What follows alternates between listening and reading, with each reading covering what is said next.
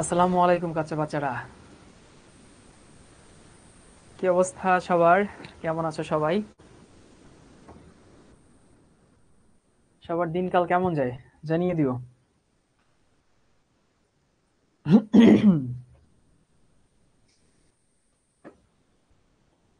তোমাদের দেখতে দেখতে আজকে অষ্টম ক্লাসে চলে আসছে এবং খুব তাড়াতাড়ি সময়গুলো চলে যাচ্ছে। আমার কাছে মনে হয় যে খুব তাড়াতাড়ি চলে যাচ্ছে।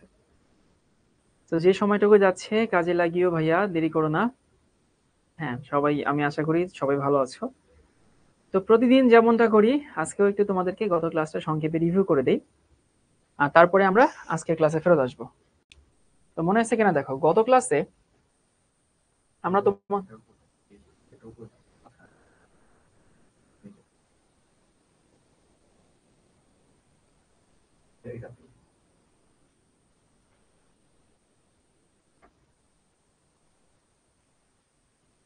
তো এটা আমাদের গত ক্লাস ছিল, একটু মনে করার চেষ্টা করো। গত ক্লাসে আমরা কি পড়ছিলাম? আমরা পড়ছিলাম হচ্ছে কোয়ান্টাম নাম্বার, তাই না? এবং তোমাদেরকে বলছিলাম যে কোয়ান্টাম নাম্বার সংজ্ঞাটা কিন্তু আমরা এখনো দেইনি, সংজ্ঞাটা আমরা আজকে দিব, আজকের ক্লাসে। সো কোয়ান্টাম নাম্বার, আচ্ছা আমাকে শাহারির একটা প্রশ্ন করছে, পড়ানোর সিকোয়েন্স একটু পার্থক্য হচ্ছে, করণীয় কি? এটা নিয়ে বোধহয় আমি অনেকবার বলছি, আবারও রিভিউ করি যে পড়ানোর সিকোয়েন্স আলাদা হচ্ছে, এটা হবে, এটা শুরু থেকে বলছে যে পড়ানোর সিকোয়েন্সটা তোমার বই অনুযায়ী মিলবে না, কারণ তুমি এখন 9-10-এ পড়ো না। তোমার কাজ হচ্ছে টপিক মিলাই মিলাই বই পড়া। বইয়ের কোনো টপিক বাদ থাকবে না, বইয়ের সব টপিক সুন্দর মতো শেষ হয়ে যাবে, এই গ্যারান্টি আমি দিচ্ছি। কিন্তু বইয়ে যে সিরিয়ালটা আছে, ইভেন সব বইয়ের সিরিয়ালও তো সেম না। তুমি যদি ঘোষ স্যারের বইয়ের সাথে কবির স্যারের বইয়ের তুলনা করো, মিলবে না। কবির স্যারের বইয়ের সাথে তুমি হাজারি স্যারের বইয়ের তুলনা করো, দেখবে সিরিয়াল মিলবে না। সো বইদের মধ্যেই সিরিয়াল মিলে না, সেখানে আমার পড়ানোর সাথে সিরিয়াল মিলার তো প্রশ্নই আসে না। তো আমরা আসলে তোমাদের জন্য যেটা পড়ালে ভালো হয়, যেটা যে অনুযায়ী পড়ালে সুবিধা হয়, সেই অনুযায়ী পড়াচ্ছি। তোমাদের কাজ হচ্ছে যখন একটা টপিক শেষ হয়ে যাবে, তখন ওই টপিকটা বইয়ে কোথায় আছে সেটা খুঁজে বের করে সেই টপিকটা পড়ে ফেলবা। এবং এইটুকু কাজ আশা করি এই বয়সে তোমরা পারবা। এটুকু খুব সহজ কাজ। তো বলছিলাম কোয়ান্টাম নাম্বার, পলির বর্জন নীতি, আউটবর্ন নীতি, হুন্ডের নীতিগুলো পড়ানো হয়নি, কোয়ান্টাম নাম্বার শুরু হয়েছিল। কোয়ান্টাম নাম্বার পড়তে গিয়ে বলছিলাম কোয়ান্টাম নাম্বার হচ্ছে একটা ইলেকট্রনকে ডিফাইন করে, মানে একটা ইলেকট্রনের কোথায় আছে, কোন জায়গায় আছে, কেমন আছে, এই টাইপের জিনিসপত্র বোঝায়। সেখানে বলছিলাম যে একটা পরমাণু যেরকম অরবিট থাকে, তার সাবশেল থাকে, তার মধ্যে অরবিটাল থাকে, তার মানে পরমাণুর মধ্যে থাকে অরবিট, অরবিটের মধ্যে থাকে সাবশেল, সাবশেলের মধ্যে থাকে হইতেছে অরবিটাল। জুনায়েদ বলছে ভাই আগের দুইটা লেকচার মিস হয়েছে, আমার কি এই ক্লাসটা করা ঠিক হবে? উত্তর হচ্ছে না, এই ক্লাসটা তুমি কিছুই বুঝবা না। তোমার আসলে আরো ভুল হয়েছে, গত দুইটা ক্লাস মিস হয়েছে, লাস্ট ক্লাস হয়েছে শুক্রবার, আজকে হচ্ছে শনি রবি সোম মঙ্গল। এখন দেখো মাঝখানে 4টা দিন চলে গেছে, এই 4টা দিন চলে গেছে, 4টা দিনে তুমি আসলে কি করছো? এটা আমাকে বইলো না যে ভাইয়া 4 দিনে আমি এই ক্লাসটা করার সুযোগ পাইনি বা সময় পাইনি, এটা না, তুমি অবহেলার জন্য করো নাই, তুমি হেয়ালির জন্য করো নাই। এই যে তোমাদেরকে বারবার বলি, এভাবেই তোমরা পেছাচ্ছ। তো যারা গত ক্লাস করনি তারা আজকের ক্লাস থেকে আসলে লাভ হবে না, কারণ আজকের ক্লাসে গত ক্লাসের কন্টিনিউশন হবে এবং গত ক্লাসের সব কনসেপ্ট আজকে কাজে লাগবে। তো শুরুতে বলে দিচ্ছি, যারা আগে ক্লাসে ছিল না তারা অবশ্যই এখন ক্লাস থেকে যাও, গিয়ে আগের ক্লাসটা করে তারপরে এই ক্লাসে চলে আসো। তো কোয়ান্টাম নাম্বার কয়টা? 4টা। কি কি? একটা হচ্ছে প্রধান কোয়ান্টাম নাম্বার, সহকারী কোয়ান্টাম নাম্বার, চৌম্বক quantum number, spin quantum number. তো প্রথমে বলছিলাম হচ্ছে প্রধান কোয়ান্টাম নাম্বার জিনিসটা কি। প্রধান কোয়ান্টাম নাম্বারের মানটা হয় 1 2 3 4 5, এবং এখানে বলছিলাম এন এর মান হচ্ছে প্রধান শক্তি স্তর প্রকাশ করে বা অরবিট প্রকাশ করে। এই যে প্রধান শক্তি স্তর বা হচ্ছে অরবিট, তোমাদেরকে বলছিলাম অরবিটের ডেফিনেশন কি, ইলেকট্রন ঘোরার জন্য যে অনুমোদিত জায়গা সেটাকে আমরা কি বলি, সেটাকে আমরা অরবিট বলি, তাই তো? এবং এন এর মান যত বড় হয়, শক্তি স্তর তত বড় হয়, তাহলে আমরা বলতে পারি যে এটা দিয়ে আসলে কি বোঝায়, অরবিটের আকার বোঝায়, বড় হইলে বড়, ছোট হইলে ছোট। তারপরে আমরা দেখছিলাম সহকারী কোয়ান্টাম নাম্বার। সহকারী কোয়ান্টাম নাম্বারের মান কার উপরে নির্ভর করে? প্রধান কোয়ান্টাম নাম্বারের উপর নির্ভর করে। আবারও বলতেছি যে সহকারী কোয়ান্টাম নাম্বারের মান প্রধান কোয়ান্টাম সংখ্যার উপরে নির্ভর করে, এবং সেই মানটা কেমন? n-1 থেকে শুরু করে 0 পর্যন্ত, n-1 থেকে শুরু করে 0 পর্যন্ত। এবং সেখানে আমরা দেখছিলাম n এর মান 1 হইলে l এর মান 0, n এর মান 2 হইলে 0 এবং 1, 3 হইলে 0 1 2, 4 হইলে 0 1 2 3। এই হচ্ছে আমাদের সহকারী কোয়ান্টাম নাম্বারের মান। এবং এই মানটা কি প্রকাশ করে? সাবশেল প্রকাশ করে। যেমন এল এর মান 0 হলে এস সাবশেল, 1 হলে পি সাবশেল, 2 হলে ডি সাবশেল। আমরা দেখছি এস সাবশেলের আকৃতি হচ্ছে গোলক আকার, ইংলিশে বলা হয় স্ফেরিক্যাল শেপ। পি সাবশেলের আকৃতি হইতেছে ডাম্বেল আকার, ডি সাবশেলের আকৃতি হইতেছে ডাবল ডাম্বেল আকার, এবং এফ সাবশেলের আকৃতি হচ্ছে টেট্রাহেড্রাল বা চতুস্তলকীয়। এই যে বিভিন্ন সাবশেলের আকৃতি বিভিন্ন রকম, তাহলে আমরা বলতে পারি এল দিয়ে কি বোঝায়? সাবশেলের আকৃতি প্রকাশ পায়। তারপরে ম্যাগনেটিক কোয়ান্টাম নাম্বার। তারপর এটা বলছিলাম যে 2D কেন হয় না, কেন হইতেছে 3D হয় 2D হয় না, কেন 1 এর পরে পি হয় না, এই জিনিসগুলো আশা করি তোমরা বুঝে গেছো। তারপরে আমরা দেখছিলাম হচ্ছে magnetic quantum number. Magnetic quantum নাম্বারের মান তার ইমিডিয়েট উপরটার উপর নির্ভর করে। ইমিডিয়েট উপরেরটা মানে হইতেছে এল এর উপরে নির্ভর করে, এবং মানটা কি ছিল? -L থেকে শুরু করে 0 সহ +L পর্যন্ত। কি বলছি? -L থেকে শুরু করে 0 সহ +L পর্যন্ত। যেমন এল এর মান 0 হইলে এম এর মান 0, এল এর মান 1 হইলে এম এর 3টা মান -1 0 +1, এল এর মান 2 হইলে এম এর 5টা মান -2 -1 0। তো সেখান থেকে আমরা দেখছি যে এল এর যে কোনো মানের জন্য এম এর 12+1 সংখ্যক মান সম্ভব। কি বলছি? এল এর যে কোনো মানের জন্য এম এর 12+1 সংখ্যক মান সম্ভব হয়। মান সম্ভব হয় মানে হতেছে, আচ্ছা শাহরিয়ার বলছে বুঝতে পারলাম না ভাই, আমি এটা বোঝানোর জন্য বলতেছি না, এটা গত ক্লাসে বোঝানোর জিনিস ছিল, আজকে রিভিশন দিচ্ছে। গত ক্লাসে তুমি যদি না থাকো, আমি এখানে তোমাকে 100 বার বুঝাইলেও তুমি বুঝবা না। অবশ্যই আগের ক্লাসটা করে আসতে হবে আজকের ক্লাসে। আবারও বলতেছি, যারা আগের ক্লাস করো নাই তারা আগের ক্লাস না করে এই ক্লাসে আসবা না, বুঝবা না, কিছুই বুঝবা না। তো এল এর মান, সরি, এল এর যে কোনো মানের জন্য কি হয়? এম এর 12+1 সংখ্যক মান সম্ভব, এটা আমরা বুঝে গেছি। এবং এগুলো আসলে কি প্রকাশ করে দেখো, এল এর মান 0 এর জন্য এম এর মান হচ্ছে 0, তার মানে 0 মানে কোন সাবশেল? S subshell. তাহলে 0 মানে হইতেছে এস সাবশেল, এম এর তখন একটা মান পাই, এটা ইন্ডিকেট করে যে এস সাবশেলের 3D বিন্যাস একরকমের, মানে এস সাবশেল শূন্য স্থানে একভাবে থাকে, এই সাবশেলের আন্ডারে অরবিটাল একটা। এই যে আমরা এই জন্য বলতেছিলাম যে দেখো, কোথায় যেন একটা লিস্ট লিখে দিছিলাম যে হইতেছে এল এর মান যখন হইতেছে 0, সাবশেল যখন এস থাকে, তখন অরবিটাল একটা থাকে, একটা মান। সো এইটার এস একটা সাবশেল, এস একটা অরবিটাল, তুমি যা বলো তাই ঠিক আছে। তোমাদেরকে বলছিলাম একটা ফ্ল্যাটের ফ্লোর, এরকম কিন্তু অনেক ফ্ল্যাট থাকে, যে ফ্ল্যাট একটা ফ্লোরও একটা। সো ওটাকে তুমি ফ্ল্যাট বললো যে কথা, ওটাকে তুমি ফ্লোর বললো সেই কথা। এল এর মান যখন 1, তখন এম এর 3টা মান পাই। দেখো, এই যে এম এর মান যখন 1, তখন এম এর মান পাই 3টা। তাহলে এটা বোঝাই এল মানে হতেছে পি উপশক্তি স্তর বা পি সাবশেল। পি সাবশেলটা শূন্য স্থানে কয়ভাবে থাকে? 3 ভাবে থাকে। 3 ভাবে থাকে মানে কি? পি সাবশেলের আন্ডারে অরবিটাল সংখ্যা 3টা, that is PX, PY, PZ. এই যে পিএক্স, পিওয়াই এবং হচ্ছে পিজেড। তাহলে পি সাবশেলের 3D বিন্যাস 3 ভাবে থাকে, মানে পি সাবশেলের আন্ডারে অরবিটাল হচ্ছে 3টা। দেখো, এই যে পিএক্স, পিওয়াই, পিজেড। ডি একটা সাবশেল। সো ডি একটা সাবশেল, এই সাবশেলে আমি যদি দেখি 5টা হচ্ছে আমি এম এর মান পাই, -2, -1, 0, +1, +2। অর্থাৎ ডি সাবশেলটা শূন্য স্থানে 3 ভাবে থাকে, ডি সাবশেলের আন্ডারে অরবিটাল হচ্ছে 3টা। সো এই যে বলছিলাম যে হতেছে ডিপিএস এগুলো সব সাবশেল, আর ডিএক্সওয়াই, ডিওয়াইজেড, ডিজেডএক্স এগুলো সব হচ্ছে অরবিটাল। তারপরে তোমাদেরকে দেখাইছিলাম, দেখো, যে হইতেছে spin quantum number plus of minus of node, lobe এবং হচ্ছে নোডাল প্লেন। সেখানে আমি বলছিলাম যে হইতেছে লোব মানে যেখানে ইলেকট্রনের ঘনত্ব থাকে সেটা হচ্ছে লোব, যেখানে ইলেকট্রনের ঘনত্ব থাকে না সেটা হচ্ছে নোড। তাহলে যেখানে থাকে সেটা হচ্ছে লোব, যেখানে থাকে না সেটা হচ্ছে নোড। আর যে তলে থাকে না, মানে যে তলে থাকে না, সেটাকে আমরা বলি হচ্ছে নোডাল তল। তার মানে কোন কোন তল থাকে, যেমন ধরো পি এক্স অরবিটালটা যদি বলি, তোমাদেরকে আমি অন্য একটা ওয়েবসাইটে গিয়ে ছবি দেখাইছিলাম লাস্ট ক্লাসে। পি এক্স এ তুমি দা দিয়ে কাটবা, যেখানে ইলেকট্রন কাটবে না সেটাকে আমরা নোডাল তল বলি। সো পি এক্স এর জন্য নোডাল তল হইতেছে ওয়াই জেড তল, পি জেড এর জন্য নোডাল তল হচ্ছে এক্স ওয়াই তল, পি এক্স এর জন্য হচ্ছে ওয়াই জেড তল। আর এটাকে বলা হয় অ্যাঙ্গুলার নোডাল তল। নোডাল তল দুই রকম হয়, একটা হচ্ছে রেডিয়াল, একটা হচ্ছে অ্যাঙ্গুলার। আমরা দেখলাম অ্যাঙ্গুলার নোডাল তল। সো আমরা এসে দেখছি কোনো নোডাল তল নাই, অ্যাঙ্গুলার নোডাল তল নাই। তার মানে হইতেছে অরবিটাল যদি এস হয়, নোডাল তল 0, অ্যাঙ্গুলার। যদি হইতেছে অরবিটাল যদি পি হয়, নোডাল তল একটা। অরবিটাল যদি ডি হয়, নোডাল তল হইতেছে 2টা। এখান থেকে তোমাদেরকে আমি বলছিলাম যে নোডাল তল যখন বের করা হয়, নোডাল তল যখন বের করা হয়, তখন আমরা এল এর মানটা হচ্ছে নোডাল তল। সো আমরা যদি এটা বলি, আজকে হচ্ছে এখান থেকে ক্লাস শুরু হবে, নোডাল তলের এখান থেকে।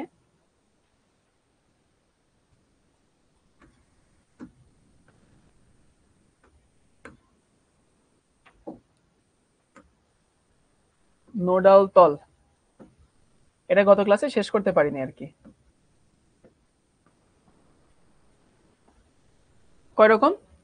দুই রকম, একটা হচ্ছে অ্যাঙ্গুলার, একটা হচ্ছে রেডিয়াল।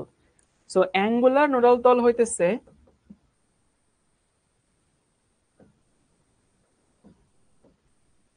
নোডাল প্লেন কত? এটা হচ্ছে এল সংখ্যক।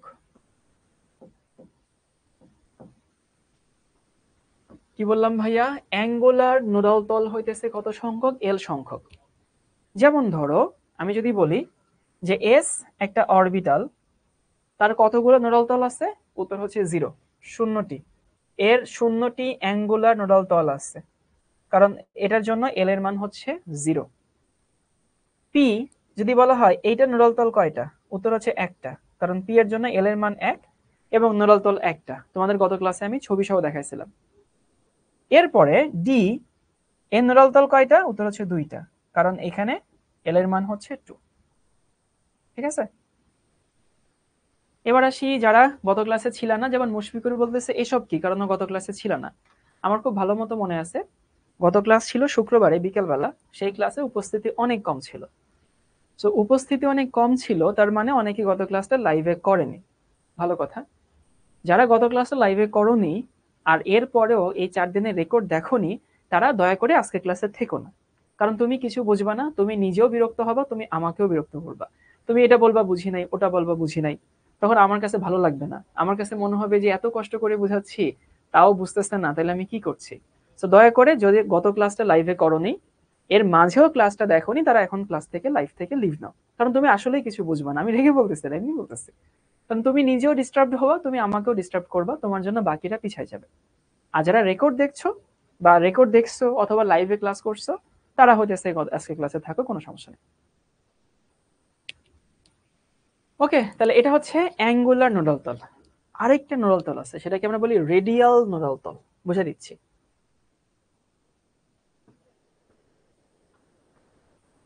Radial nodal plane.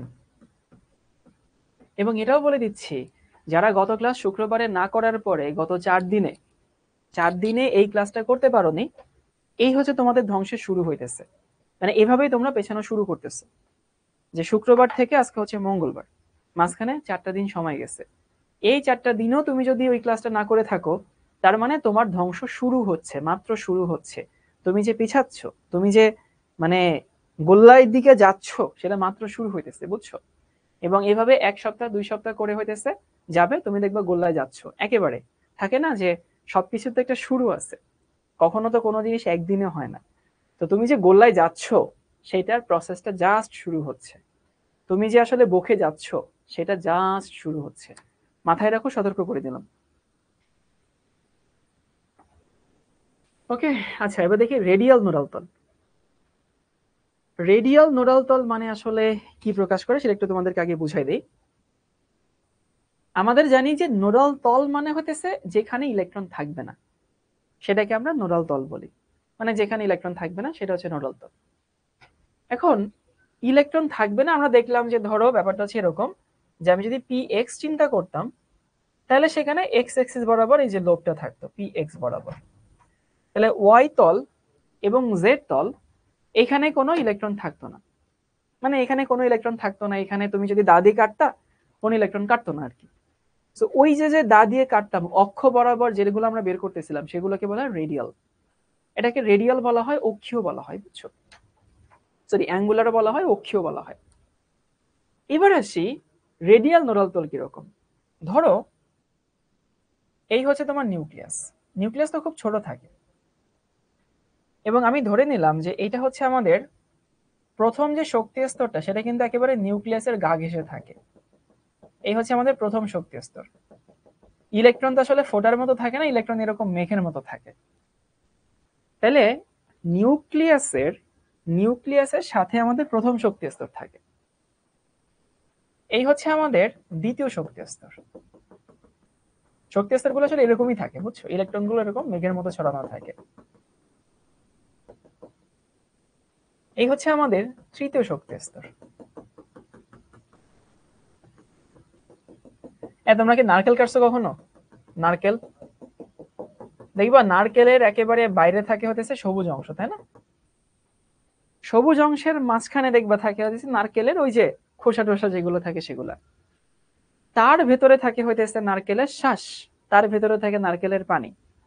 তাহলে নারকেলের এক একটা লেয়ারে এক এক টাইপের জিনিস থাকে না, বুঝছো?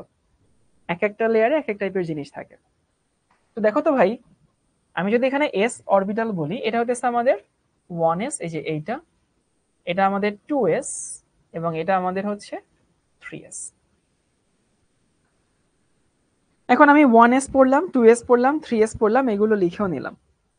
এবং দেখো তো ভাই, 1s এর কি কোনো, তুমি কি বুঝো যে 2s যদি চিন্তা করি, সহজে বুঝো, 2s চিন্তা করলে এই যে মাঝখানে একটা জায়গা পাইছে যেখানে কোনো ইলেকট্রন নাই, ফিল করতে পারো যে মাঝখানের জায়গায় ইলেকট্রন নাই, ফাঁকা।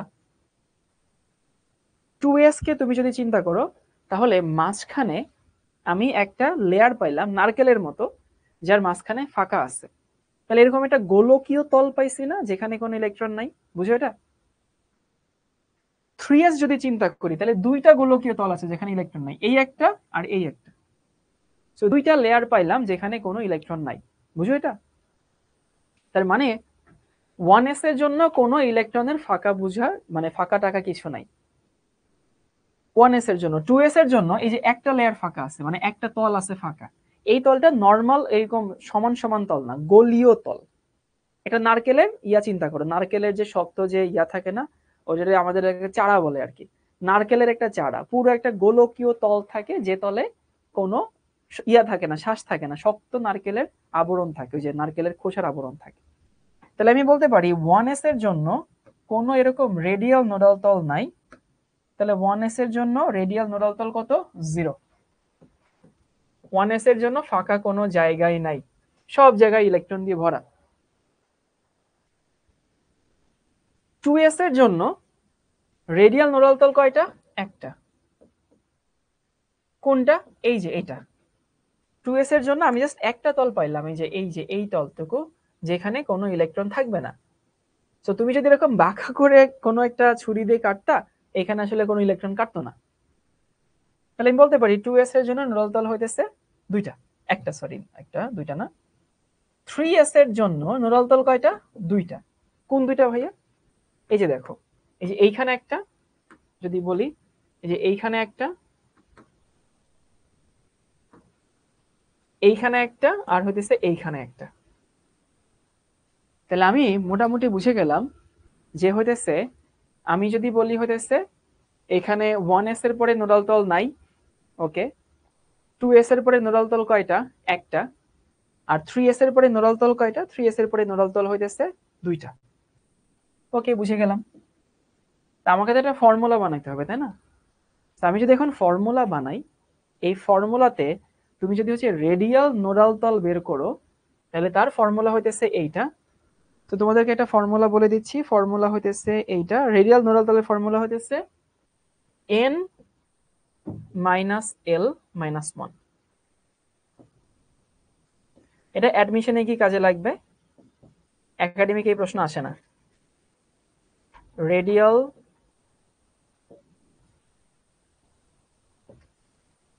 নোডাল তলের সংখ্যা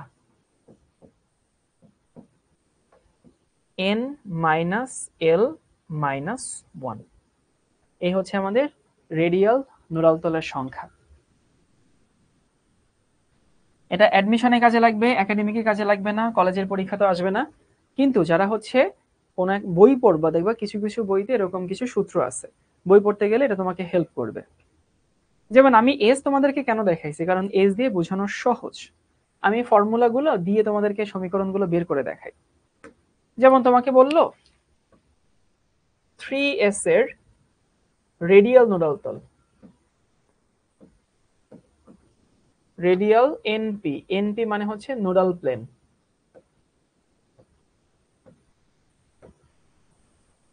ফর্মুলা কি ছিল? n minus l minus 1। ওইখানে তো তোমাদেরকে বুঝাই বুঝাই দেখালাম, এখন তোমাদেরকে দেখাবো যেটা কেমনে বের করে। সূত্র বসাও। 3s, 3s মানে এখানে n এর মান হচ্ছে 3, s এর জন্য l এর মান কত? 0। -1 মানে কয়টা দেখো দুইটা দাঁড়ায়। এই যে সেই দুইটা যেটা তুমি এখানে বের করে রাখছিলা 3s এর জন্য নোডাল তল দুইটা। যদি পরীক্ষা এরকম কোন একটা বলে যে 2p বা 3p এর রেডিয়াল নোডাল প্লেন,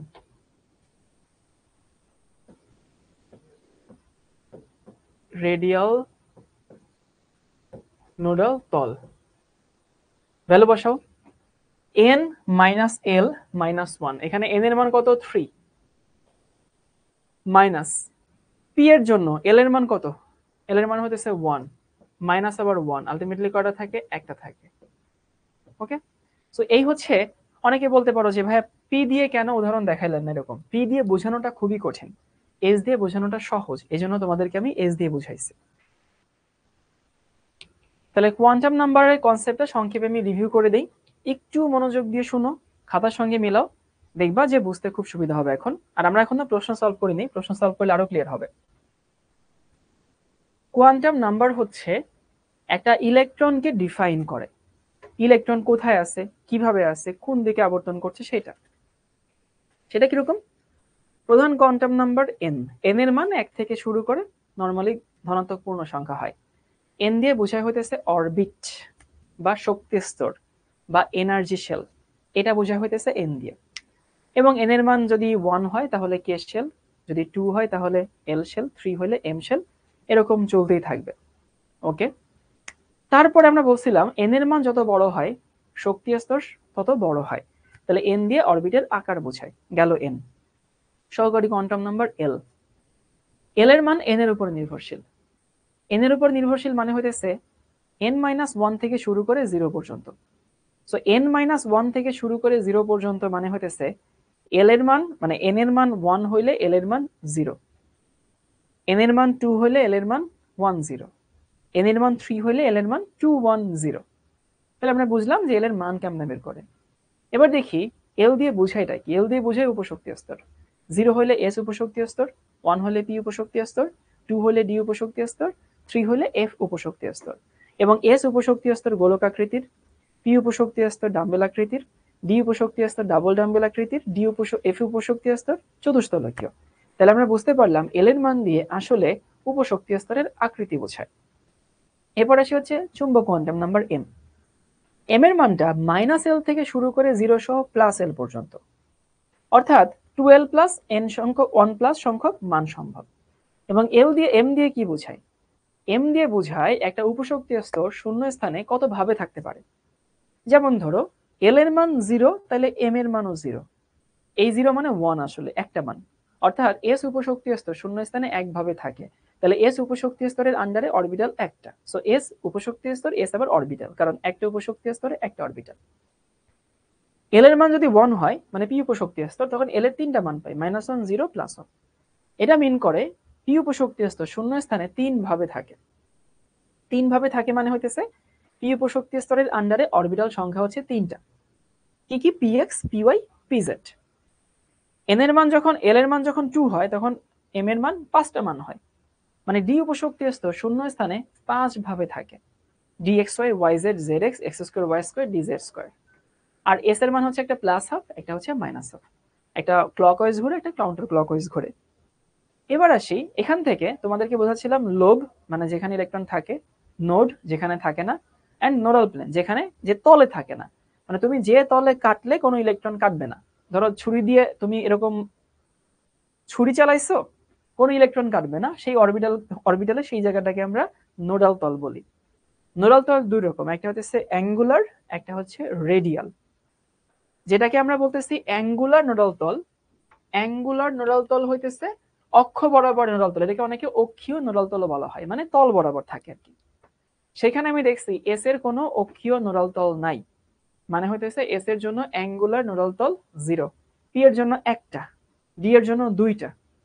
এর মানে হইতেছে আমি বলতে পারি এল এর যে মান সেটা দিয়ে আমাদের অ্যাঙ্গুলার নোডাল তল বুঝায়। রেডিয়াল নোডাল তল মানে হচ্ছে গোলকীয় নোডাল তল বলা হয়। গোলকীয় নোডাল তল মানে হইতেছে যে আমি তোমাদেরকে যে 2s দিয়ে বুঝাইলাম যে একটা তলে ইলেকট্রন থাকে না, 3s এ দুইটা তলে ইলেকট্রন থাকে না। সো দুইটা বোঝানোর পরে একটা ফর্মুলা লিখে দিছি, এই ফর্মুলাটা আমার মুখস্থ, আমি মুখস্থ ফর্মুলা লিখে দিছি, ফর্মুলাটা ঠিক আছে। তো এই ফর্মুলাটা আসলে কি বোঝায়? ফর্মুলাটা দিয়ে বোঝায় যে রেডিয়াল নোডাল তল কতগুলা। আমরা পরে রেডিয়াল নোডাল তল বের করছি। বিশ্বাস করো ভাই, এরপরও যদি তুমি না বুঝতে পারো তাহলে আসলে তোমার জন্য সমস্যা আছে। কেন সমস্যা আছে? কারণ এতবার রিপিট আসলে আমি কখনোই করি না, এতবার রিপিট করার দরকারও হয় না। আমি জানি অনেকেই বিরক্ত হচ্ছে যে ভাই এতবার কেন রিপিট করছে। আরেকটা জিনিস, তোমাদেরকে কোয়ান্টাম নাম্বার আমি যতটুকু ডেপথে গিয়ে পড়াচ্ছি এতটুকু ডেপথে গিয়ে না পড়ালেও হতো, তুমি টেরও পাইতা না যে ভাইয়া কোনো কিছু বাদ দিচ্ছে। কিন্তু তুমি কলেজে হয়তো পার পেয়ে যেতা, অ্যাডমিশনে হয়তো পার পেয়ে যেতা, একাডেমিকে হয়তো পার পেতা, অ্যাডমিশনে গিয়ে তুমি ধরা খেতা। এই জন্য অনেকের কাছে কঠিন একটু লাগতে পারে, বাট এগুলো আসলে কঠিন জিনিসই। কঠিন জিনিস হোক সহজ জিনিস হোক আমি এগুলো দেখে পড়াই না, আমি পড়াই তোমার জন্য নেসেসারি কোনটা, যেটা তোমার দরকার। ঠিক আছে? চতুস্তলীয় কি বুঝিনি আবার বলেন প্লিজ স্যার, পরে বুঝাবো না চতুস্তলীয়। এবার হচ্ছে কয়েকটা প্রশ্ন সবাই লিখে নাও, আগে প্রশ্ন লিখে নাও।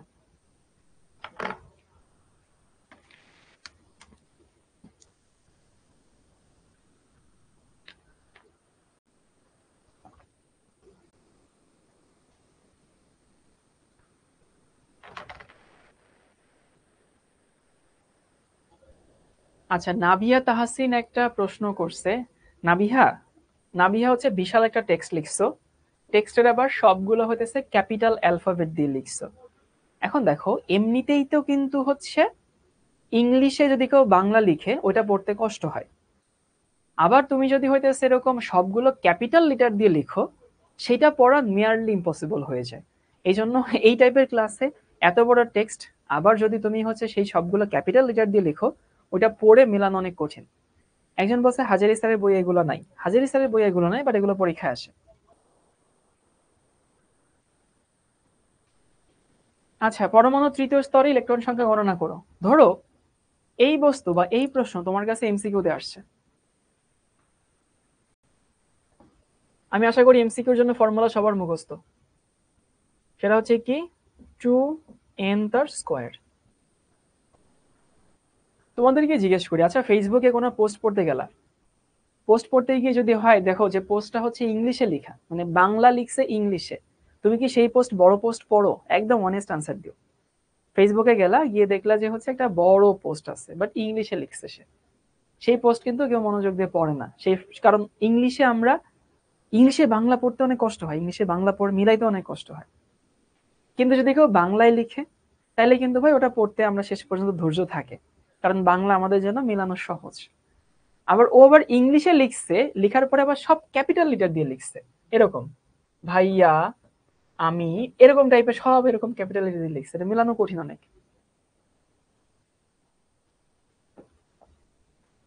এই এমসিকিউতে আসলে 2n স্কোয়ার, 2n স্কোয়ার মানে কি? 2n স্কোয়ার মানে হইতেছে এইটা, 2 ইন্টু 3 তার স্কোয়ার। সো ইলেকট্রন কয়টা? 18টা।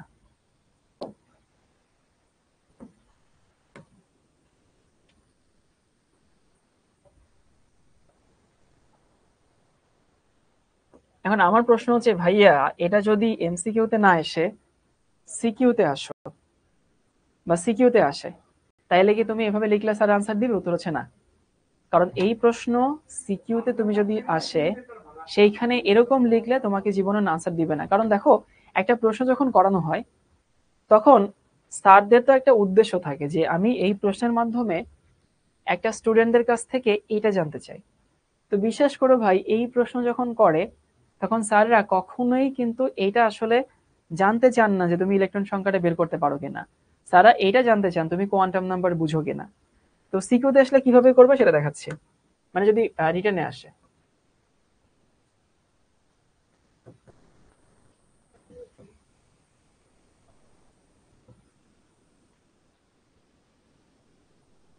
আচ্ছা এখানে n সমান কত? n সমান 3 না?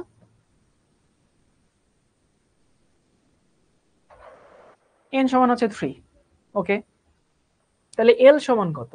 l সমান হইতেছে 0, 1, 2। মনে আছে কিনা দেখো, 0, 1, 2, এটা তো আমরা জানি। এখন এবার যদি m সমান বের করি, দেখো l সমান যদি 0 হয় তখন m সমান কত? এম সমান হতেছে 0। দেখো এল এর মান যদি 0 হয় তাহলে এম এর মান কি হবে? এম এর মান হবে হচ্ছে 0। 0 মানে কি? এখানে কয়টা অরবিটাল বোঝায়? একটা অরবিটাল বোঝায়। তাহলে আমি বুঝতে পারি এখানে অরবিটাল হচ্ছে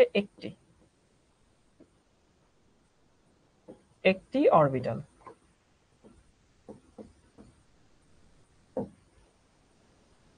এল এর মান 0 হইলে এম এর মান 0, এম এর মান 0 হইলে এখানে একটা অরবিটাল হয়। আচ্ছা, এল এর মান যদি 1 হয় তখন এম এর মান কি হবে? -1, 0 এবং হচ্ছে +1। মানে মোট 3টা মান পাই। 3টা মান মানে হচ্ছে কয়টা অরবিটাল? 3টে অরবিটাল। এই যে px, py এবং হচ্ছে pz গেল এটা। তারপরে দেখো এল এর মান যদি হইতেছে 2 হয় তখন এম এর মান কি হয়? -2, -1, 0, +1, +2। কয়টা অরবিটাল দাঁড়ায়? 5টা অরবিটাল দাঁড়ায়। এই সব তো আসলে এন এর মধ্যেই, তাই না? এন এর মান যদি হইতেছে 3 হয় তাহলে সবগুলো অরবিটাল এর মধ্যেই হয়। তাহলে আমি কি বলতে পারি? আমি বলতে পারি দেখো তুমি যদি এগুলোকে যোগ করো 5 আর 3 8 আর একটা হচ্ছে 9, তাহলে অরবিটাল কয়টা? অরবিটাল হচ্ছে 9টা, বুঝো কিনা? তাহলে আমি যোগ করো, যোগ করে দেখো ভাই কি দাঁড়ায়? 9টি অরবিটাল দাঁড়ায়। আচ্ছা, অরবিটাল যদি 9টা দাঁড়ায় ইলেকট্রন কয়টা হবে? আমরা তো সমস্যা এটা বোধহয় সবাই জানি যে যে সংখ্যক অরবিটাল থাকে ইলেকট্রন তার ডাবল হয়। তাহলে বলতে পারি যে ইলেকট্রন হচ্ছে কয়টা? উপরে লিখছি, ইলেকট্রন সমান হইতেছে 9 গুণন 2, মানে কয়টা? মানে হইতেছে 18টা। এই হচ্ছে আমাদের সিকিউ তে আসলে আমরা আনসার করব এইটা। ওটা হচ্ছে এমসিকিউ তে। এইটা আবার হয় কি, কোন কোন কলেজের টিচাররা একটু পছন্দ করেন। স্যাররা বলেন যে এখানে একটু বক্স করে করে দেখাইতে হবে। দেখবা তোমাদের বইগুলো যদি কেউ পড়ে থাকো সেই বইগুলোতে এইগুলো বক্স করে করে দেখানো আছে। তো বক্স করে দেখাও আর নর্মালি দেখাও, দিন শেষে একই জিনিস। আচ্ছা, আমাকে ফেসবুকে একজন জিজ্ঞেস করছে এবিসিডি দিয়ে শুরু না হয় কে এল এম এন দিয়ে কেন শুরু হয়। এটা আমি জানি না আসলে কেন কে এম এন দিয়ে শুরু হয়। রিপন বলছে কোন পরমাণু সর্বশেষ শক্তি স্তরে ইলেকট্রনটি 4টি কোয়ান্টাম সংখ্যা নির্ণয় কিভাবে করতে হবে। রিপন একটু ওয়েট করো ভাইয়া, এখনো তো শেষ হয়ে যায় নাই। এভাবে করলে হবে? আমি তো এভাবেই করি, সমস্যা নাই, বাট এই জিনিসটা বইতে আসলে বক্স করে দেওয়া। তো অনেক কলেজের টিচাররা আসলে বক্স করে দিতে পছন্দ করেন। আচ্ছা দেখো তো, এটা করো তো সবাই। পরমাণুর, এটা হোমওয়ার্ক দিচ্ছি সবাইকে।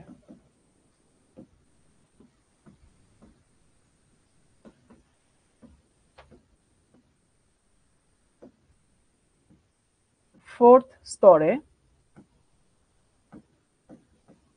ইলেকট্রন সংখ্যা বের করবা এবং ওই কোয়ান্টাম নাম্বার ব্যবহার করে, শর্টকাট না।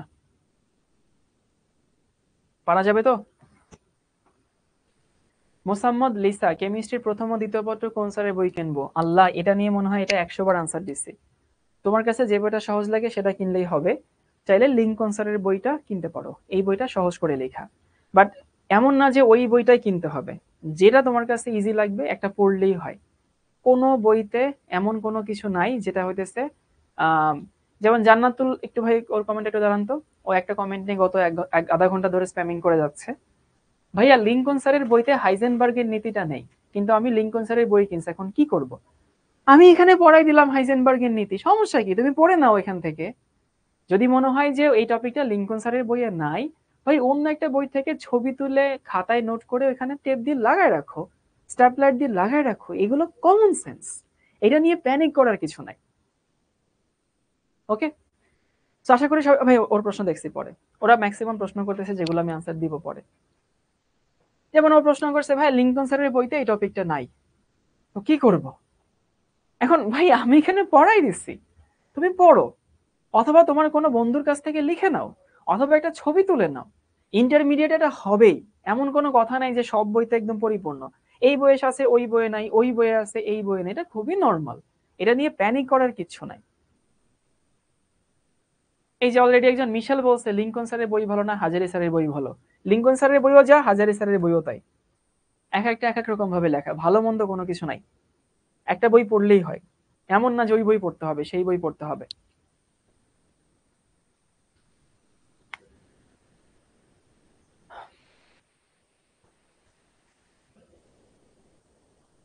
ওকে, সো আশা করি এটা সবাই বাসায় করবা, এবং এটা করতে হবে কিন্তু।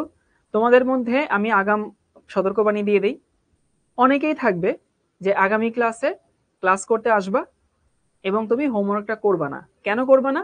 তোমার মনে ছিল না। এই যে এভাবেই তোমার গোল্লানো শুরু হবে কিন্তু।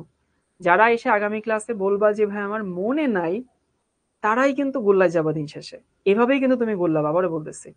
তোমার মনে নাই মানে হইতেছে তুমি আসলে পড়াশোনাটাকে সিরিয়াসলি নাও নাই, পড়াশোনাটা তোমার ব্যাক অফ মাইন্ডে ছিল না, তোমার ব্যাক অফ মাইন্ডে হয়তো অন্য ইস্যু ছিল।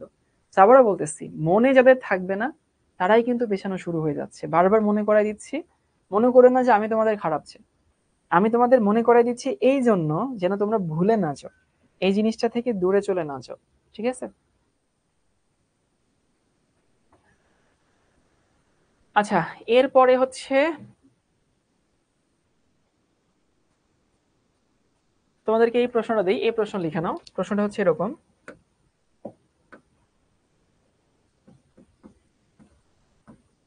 সোডিয়ামের যোজনী ইলেকট্রনের জন্য কোয়ান্টাম সংখ্যা নির্ণয় করো।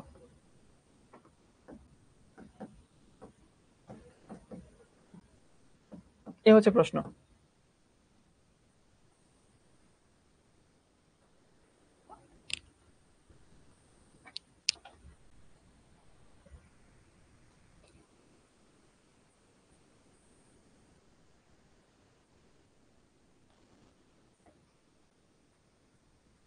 আচ্ছা, নাবিহা টেক্সটটা আবার মডিফাই করে পাঠাইছে ভাই, ওটা একটু আটকে রেখেন তো। এবার হচ্ছে এই যে বড় ছোট অক্ষর লিখে দিচ্ছে, স্যার আমার বাসায় ফ্রেন্ডের সাথে কেমিস্ট্রি স্যারের কাছে পড়ি, কিন্তু আমাদের সাথে কিন্তু আপনাদের সাথে টাইম না মিলাই বাদ দিয়ে দিতে চাচ্ছি। তো স্যার, হাজারিনাগ স্যারের বই বোঝা একটু কঠিন লাগে, একটু অগোছালো, তাই স্যার শুধু আপনার ক্লাসটা করে কি পরে নিজে নিজে বই পড়ে বুঝতে পারবো? আচ্ছা ঠিক আছে, গুড। প্রথমত নাভিয়ে যদি বাদ দিতে চাও বাদ দিয়ে ফেলতে পারো, কেমিস্ট্রি তুমি আমার এখানে পড়লে অন্য কোথাও পড়া লাগবে না, আমি গ্যারান্টি দিচ্ছি। নাম্বার টু হয়েছে, হাজারি স্যারের বই যদি বুঝতে কষ্ট হয় তাহলে এই বইটাও বাদ দাও। আবারও বলতেছি, বই ম্যাটার করে না, এই কথাটা একদম, এই প্রশ্ন আর পরবর্তীতে ক্লাসে কেউ করবা না। ভাই এই বই ভালো না, ওই বই ভালো, কোনো বই ভালো না, কোনো বই খারাপ না। তোমার কাছে যেটা বোঝা সহজ তুমি সেটাই পড়ো, যেটা কঠিন সেটা বাদ দাও, শেষ। যে কোনো একটা বই পড়লেই হবে। সাকিবের উত্তর পরে দিচ্ছি। সোডিয়ামের যোজনী ইলেকট্রনের জন্য কোয়ান্টাম সংখ্যা নির্ণয় করো। আচ্ছা ঠিক আছে। এখন সোডিয়ামের ইলেকট্রন বিন্যাস কি দাঁড়ায়? এটা দাঁড়ায় না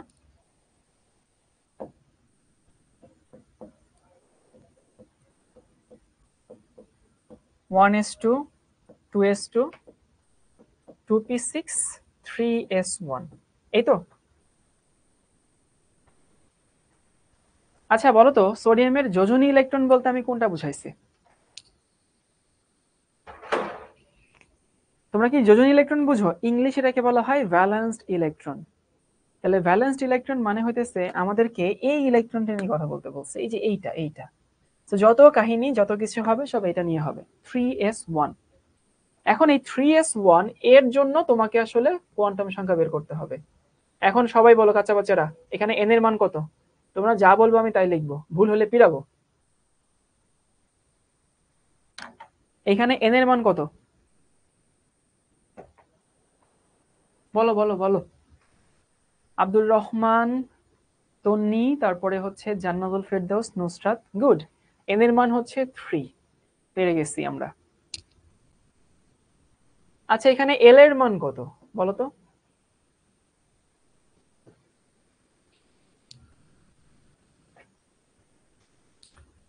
এই কত এল এর মান? এল এর মান 0। এখন প্রশ্ন হচ্ছে ভাইয়া জিরো কই থেকে পেলেন? এই যে কে কে জানি 2 লিখতেছে, কাঁচা কঞ্চি দিয়ে পিটায় চামড়া উঠাই দেবো। 2 কই থেকে আসে? অনেকে লিখতেছে 012, আরে বাবা 012 ঠিক আছে, কিন্তু এইখানে তো 0, কারণ এখানে কেন 0 হয়? কারণ আমি জানি এস এর জন্য এল এর মান 0।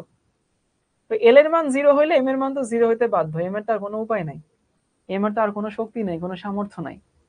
তাহলে আমি এম এর মানও 0 পাইলাম। এস এর মান কত? শোনো, একটা ইলেকট্রন আছে এখানে, এই যে একটা ইলেকট্রন। এখন একটা ইলেকট্রনকে তুমি প্লাস হাফ দিলেও হয়, মাইনাস হাফ দিলেও হয়, সবই হয়। মানে প্লাস হাফ দিলেও হয়, মাইনাস হাফ দিলেও কিন্তু হয়।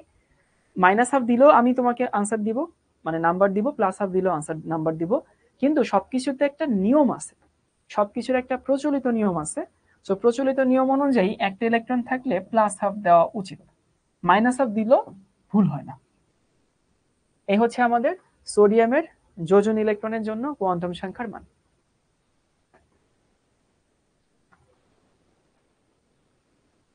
পরের প্রশ্ন।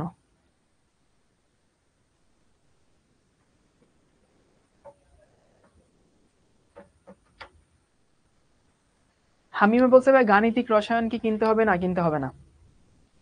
বাজারে সব থেকে ভালো বই কোনটা? তোমাদের শাওন ভাই একটা বই লেখা শুরু করছে, সেই বইটা যখন বের হবে ওইটা বাজারে সব থেকে ভালো বই হবে, বুঝছো? কিন্তু ততদিনে তোমরা হয়তো ভার্সিটিতে চলে যাবে। এবার এই প্রশ্নটা লিখে নাও।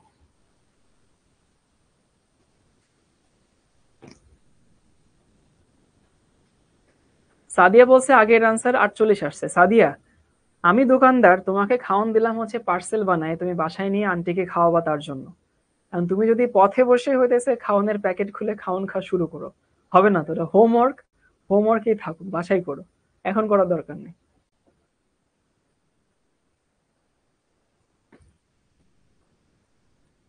এই পার্সেল বাসায় নেওয়ার আগে তুমি যদি দোকান থেকে নেওয়ার সাথে সাথেই পার্সেল খুলে খাওয়া শুরু করো, এটা কি হইলো কিছু? হ্যাঁ, তোমাকে তো হোমওয়ার্ক দিছো, এটা বাসায় করবা। নাভি বলছে স্যার নিজের বইয়ের স্পন্সর, বইয়ের নামে খবর নাই। এই প্রশ্ন লেখা হয়েছে?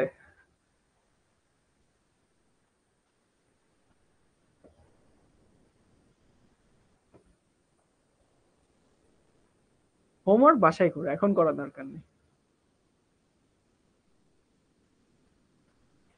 কপারের 20তম ইলেকট্রন এবং কপার প্লাসের চলে যাওয়া ইলেকট্রনের জন্য কোয়ান্টাম সংখ্যাগুলো নির্ণয় করো।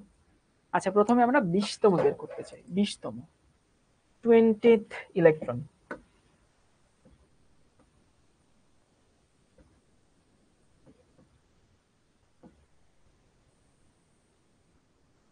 আগে আমরা কপারের ইলেকট্রন বিন্যাসটা লিখি। ইলেকট্রন বিন্যাস লিখার পরে তারপরে হচ্ছে আমি তোমাদেরকে দেখাবো যে কিভাবে বের করে। কপার তো 29, মনে আছে? বাচ্চাকালে শিখছিলা 1s2, 2s2, 2p6, 3s2, 3p6, 4s1, 3d10। বিশ্বাস করো ভাই, এই ইলেকট্রন বিন্যাস যদি কেউ না পারো তাহলে আমার কিছু বলার নাই। এই ইলেকট্রন বিন্যাস কিভাবে হলো সেটা আমি বুঝাবো না। এস এ একটা 1 হয়, ডি তে 10 হয়, কেন? কারণ হচ্ছে দেখো, এস এ হচ্ছে ওই যে মনে আছে ডি পরিপূর্ণ হলে স্টেবল হইতো। এবং অবশ্যই 4s কে তোমার আগে লিখতেই হবে। অনেকে এখন প্রশ্ন করবা যে ভাইয়া 4s কে কেন আগে লিখবো, কেন হচ্ছে 3d কে পরে লিখছি? ওই যে 4s এ আগে প্রবেশ করে, 3d তে পরে প্রবেশ করে, সেই অনুযায়ী হতেছে আমি এভাবে লিখলাম। এখন প্রথমে দেখি 20তম ইলেকট্রনটা কোথায় আছে। 20তম মানে হইতেছে যে অনুযায়ী প্রবেশ করে সেই অনুযায়ী 20তম। কি বললাম ভাইয়া? যে অনুযায়ী প্রবেশ করে সেই অনুযায়ী 20তম। এখন দেখি একটু গুণা শুরু করি সবাই।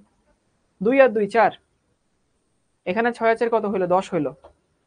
তাহলে 6 আর 4 10 আর 2 12, আর এই যে এই পর্যন্ত কত হলো দেখো তো, বুঝো? এই পর্যন্ত হয়েছে হচ্ছে 18,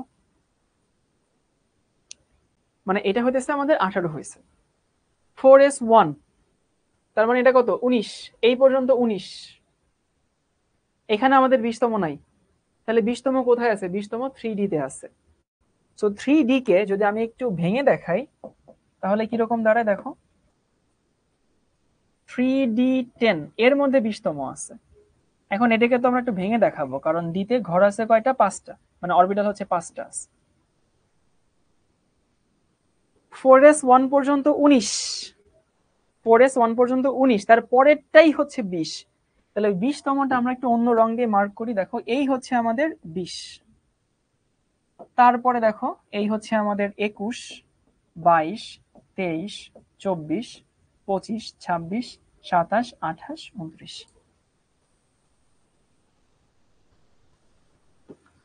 হাসিবুল বলছে 4s2 হবে না। না হাসিবুল, এখানে 4s2 হয় না, কপারের ইলেকট্রন বিন্যাস অন্যদের থেকে একটু ব্যতিক্রম।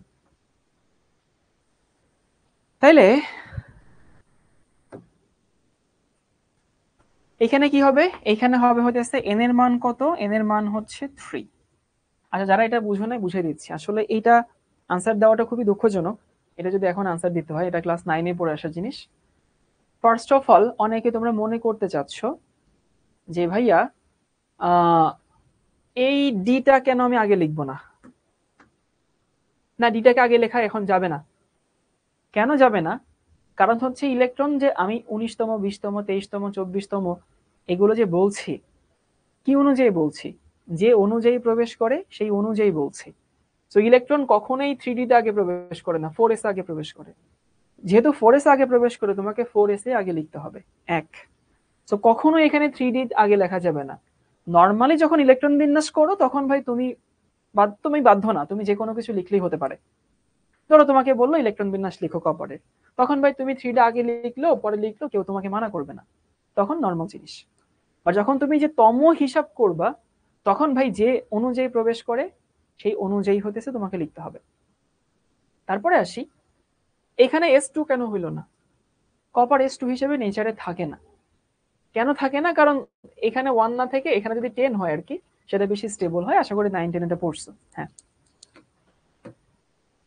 তাহলে এই হচ্ছে আমাদের 20তম, প্রথমটা n এর মান 3। l এর মান কত হবে? l এর মান হবে হইতেছে d এর জন্য l এর মান 2। দেখো মনে পড়ে কিনা? 3d যেহেতু আছে, তাহলে n সমান হচ্ছে 3, l সমান হচ্ছে 2, m সমান কত? সবাই একটু লেখা বন্ধ করো তো, খাতায় লেখা বন্ধ করো, কমেন্টও লেখা বন্ধ করো।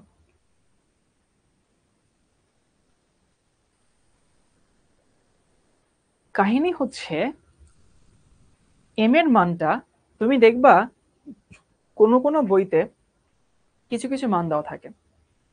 px এর জন্য 1, py এর জন্য 0, pz এর জন্য 1, এরকম কিছু মান দেওয়া থাকে। মানে m এর কিছু স্পেসিফিক মান দেওয়া থাকে। এরকম অনেক বইতে আছে যে px এর জন্য m এর মান হইতেছে 0। তো m এর ওই মানগুলো না কখনো বের করা পসিবল না, কখনোই বের করা পসিবল না যে কোনটার জন্য কি মান। যেমন ধরো এটা যে dxy, ধরো এটা dxy, এটা dyz, এটা dzx, আমরা কখনোই আসলে জানি না যে কোনটা dxy, কোনটা yz, কোনটা zx, আমরা কখনোই জানি না। এই জন্য টেকনিক্যালি আমি তো জানি m এর মান কি হতে পারে, -2, -1, 0, +1, +2, এর যে কোনো কিছু হতে পারে। এবং সত্যি কথা, যে কোনো কিছু দিলেই তোমার আনসারটা ঠিক হবে। তবে সবকিছুর তো একটা কনভেনশন আছে, সবকিছুর তো একটা প্রচলিত নিয়ম আছে। সেই প্রচলিত নিয়ম হইতেছে এভাবে আগাইতে হয়, বক্স আঁকার পরে -2 মানে মাইনাস থেকে প্লাস, -1, 0, +1, +2 এইভাবে আগাইতে হয়। তাহলে সেই অনুযায়ী m এর মান কি দাঁড়ায়? -2 দাঁড়ায়। এই প্রশ্ন কেউ একজন হয়তো তখন করছিলা যে আমি m এর মান কিভাবে নিব। m এর মানটা নেওয়ার কনভেনশনাল নিয়ম হইতেছে সংখ্যা রেখা যেভাবে মাইনাস থেকে প্লাসের দিকে যাইতা ওভাবে। তো সেই অনুযায়ী -2 দাঁড়ায়। এবার দেখি s এর মান কেমন, স্পিন কোয়ান্টাম নাম্বার। একটা বক্সের প্রথম ইলেকট্রনের জন্য কনভেনশন বা প্রচলিত নিয়ম হইতেছে প্রথমটার জন্য +12 দেওয়া আর পরেরটার জন্য -12 দেওয়া। তো এই হচ্ছে আমাদের, ফ্রেশ করে লিখে দিই, n সমান হচ্ছে 3, l সমান হচ্ছে 2, m সমান হচ্ছে -2, l সমান হচ্ছে +12।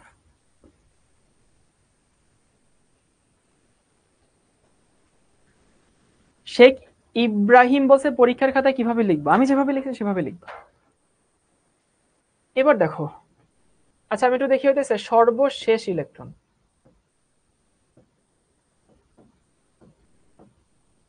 এটা ওই প্রশ্ন নেই, বাট আমি বের করতে যাচ্ছি। তোমাকে সর্বশেষ ইলেকট্রনের জন্য বের করতে বলছে, আর বের করতে বলছে সর্ববহিস্থ, এই দুটো প্রশ্ন আমি এক্সট্রা দিচ্ছি।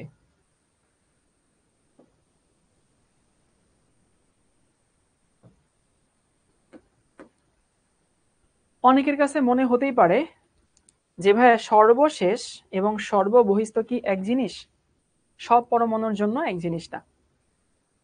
ওকে, সব পরমাণুর জন্য এক জিনিস না, অন্য কিছু কিছু পরমাণুর জন্য এক, কিছু কিছু পরমাণুর জন্য আলাদা। যেমন যদি আমি বলি কপারের সর্বশেষ ইলেকট্রন মানে সব থেকে শেষে যেটা প্রবেশ করছে, সব থেকে শেষে কোনটা প্রবেশ করছে? সব থেকে শেষে প্রবেশ করছে 3D।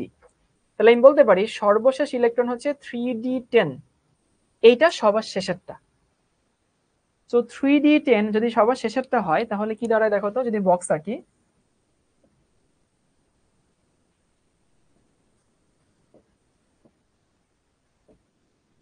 প্রথমে একটা প্রবেশ করলো, এখানে একটা প্রবেশ করলো, এখানে একটা প্রবেশ করলো, এখানে একটা, এখানে একটা, তারপরে গিয়ে এইখানে একটা, এইখানে একটা, এইখানে একটা, এইখানে একটা, দেন হচ্ছে এইখানে একটা। এটা হচ্ছে আমাদের সর্বশেষ, মানে সব থেকে শেষে যেটা প্রবেশ করে। তাহলে তুমি ভ্যালু বের করে দেখো তো, এখানে n এর মান কত? n এর মান হচ্ছে 3, l এর মান কত? 2, m এর মান কত? +2, আর s এর মান কত? -1/2। এই হচ্ছে আমাদের সর্বশেষ ইলেকট্রন।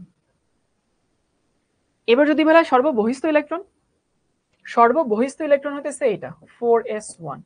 এই বহিস্থ, কিন্তু বহিস্থ মানে সব থেকে বাইরে। সব থেকে বাইরে কোনটা? চতুর্থ শক্তি স্তর না? So 4s1। এখানে n এর মান কত? n এর মান হইতেছে 4, l এর মান হচ্ছে 0, m এর মান 0, আর s এর মান হচ্ছে +1/2।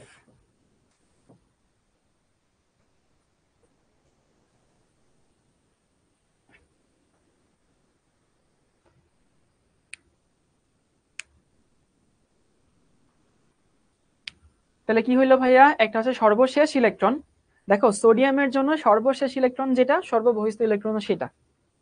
একটু মনোযোগ দিয়ে শোনো, সোডিয়ামের জন্য সর্বশেষ ইলেকট্রন যেটা, সর্ববহিস্থ ইলেকট্রন সেটা। কিন্তু কপারের জন্য আবার সর্বশেষ এবং সর্ববহিস্থ সেম জিনিস না। আব্দুস সিয়াম জিজ্ঞেস করছে এল এর মান কেমনে বের করব। আব্দুস সিয়াম এস এর জন্য এল এর মান 0, ডি এর জন্য এল এর মান 2, সেভাবে বের করছে। এরপরে দেখি কপার প্লাসের চলে যাওয়া ইলেকট্রন।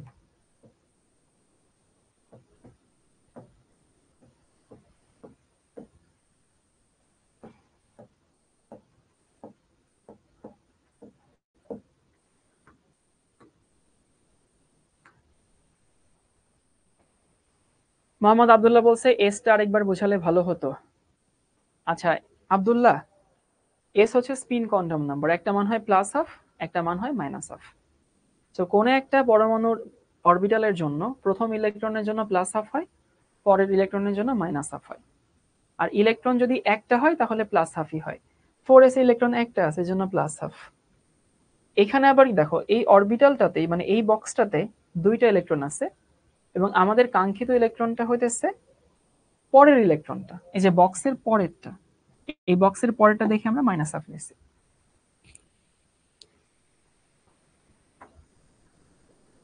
নিকেলের ক্ষেত্রে 28 হলে কি 3D আগে বসবে? হ্যাঁ, না 3D আগে বসবে না, 4s আগে, তারপর হচ্ছে 3D। এবার এখানে আসি, কপার প্লাসের চলে যাও ইলেকট্রন। দেখো এই ইলেকট্রনটা কিন্তু এখন ঠিক আমাদের কাছে নাই, এই ইলেকট্রনটা আমাদের কাছ থেকে চলে গেছে।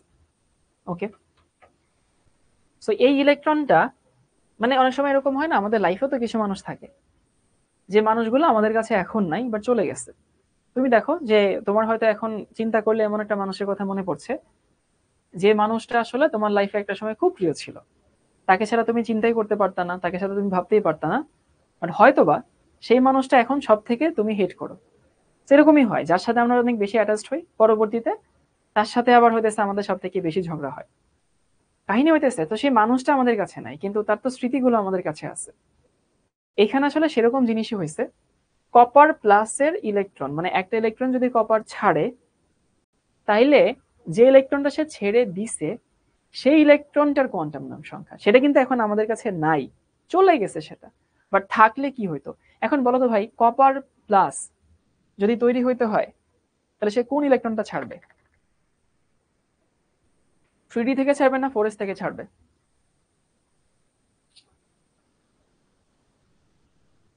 প্রশ্ন হচ্ছে ভাই কপার প্লাস যদি সে ছেড়ে দেয় তাহলে সে কোন ইলেকট্রনটা ছাড়বে?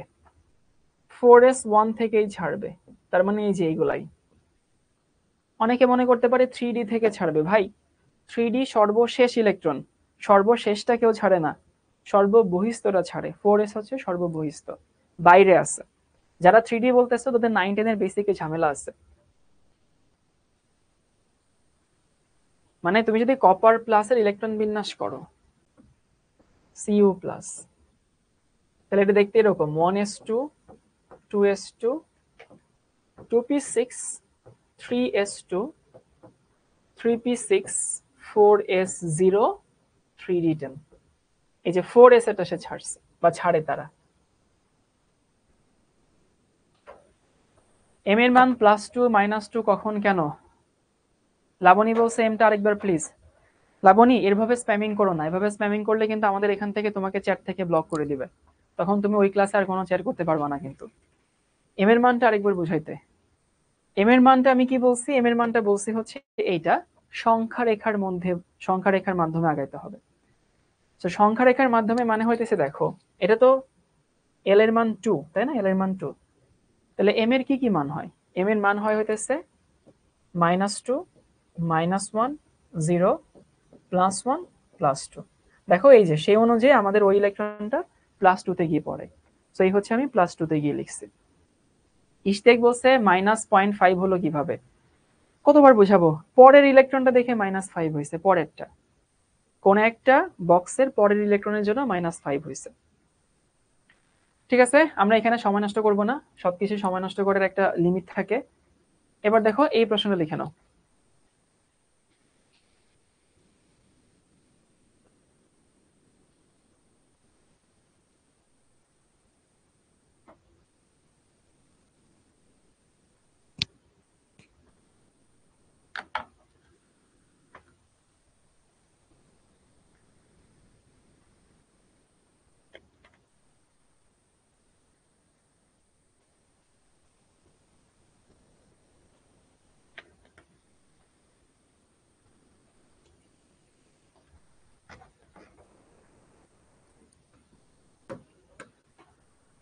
শোনো, এই ম্যাথ পরীক্ষা আসবে না, এই ম্যাথ পরীক্ষা লাগবেও না। কেউ যদি এই ম্যাথ বুঝতে না পারো, বোঝার চেষ্টা করার দরকার নেই, প্যারা নিও না, এই ম্যাথ কখনোই পরীক্ষা আসবে না। মানে এমন হইতেছে যে এটা ম্যাথ আমি বুঝাইলাম, কেউ বুঝলা না, প্যারা নেওয়ার কোনো কারণে, এটা তোমার লাগবে না। আর যারা বুঝতে পারবা, ওদের মজা লাগবে, তাদের জন্য করাচ্ছে।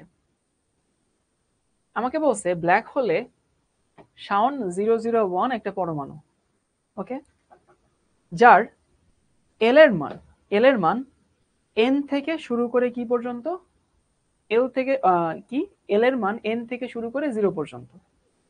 সো এটা কিন্তু পৃথিবীর কোনো পরমাণু না, বা রেগুলার যে পরমাণুগুলো তোমরা শিখে আসছো, বা আমরা যে শর্তগুলো পড়ছি, আমাদের শর্ত কি এন থেকে শুরু করে 0 ছিল?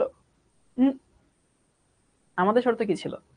আমাদের শর্ত ছিল n-1 থেকে শুরু করে 0 পৃথিবীর পরমাণুর জন্য, বাট এটা তো পৃথিবীর পরমাণু না।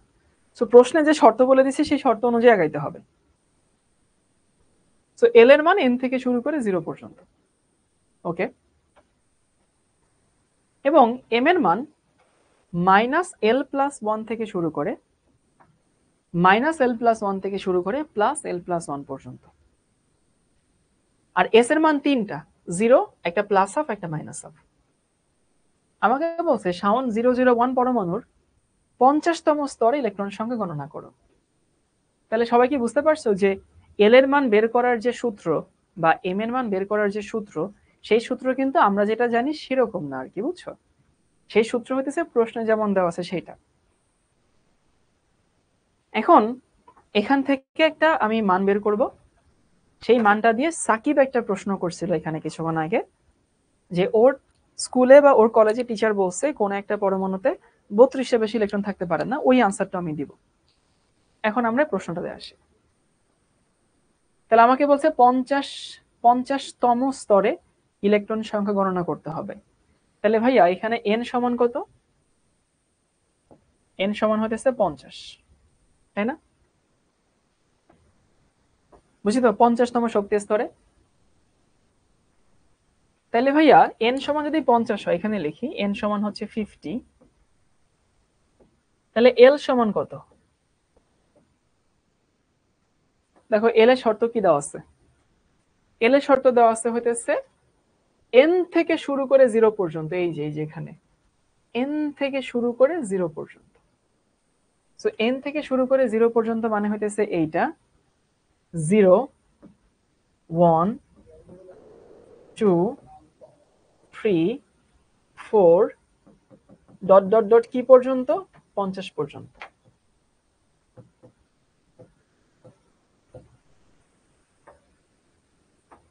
এইটা যদি পৃথিবীর, যেমন এই যে তৌহিদা নাসরি অলরেডি ভুল করে ফেলছে, পৃথিবীর পরমাণু হলে 49 পর্যন্ত হইতো। নর্মালি আমরা পৃথিবীর কোয়ান্টাম নাম্বার যদি বলতাম তাহলে 49 পর্যন্ত হইতো, বাট এটা তো পৃথিবীর পরমাণু না, ওই শর্ত অনুযায়ী 50 পর্যন্ত হবে। তাহলে বলো তো এখানে মান কয়টা হয়, 50টা না 51টা? মানে এল এর তুমি কয়টা মান পাইছো, কি মনে হয়? এল এর মান পাইছি কিন্তু আমরা 51টা মান পাইছি, বুঝি তো? 1 থেকে শুরু হলে 50 হইতো, 0 থেকে শুরু হয়েছে মানে হচ্ছে 51টা। এখন আমাদের এম এর মান বের করতে হবে। চলো দেখি এম এর মান কেমনে বের করব। আচ্ছা ভাইয়া, এল সমান যদি 0 হয়, ধরো এল সমান 0 হলে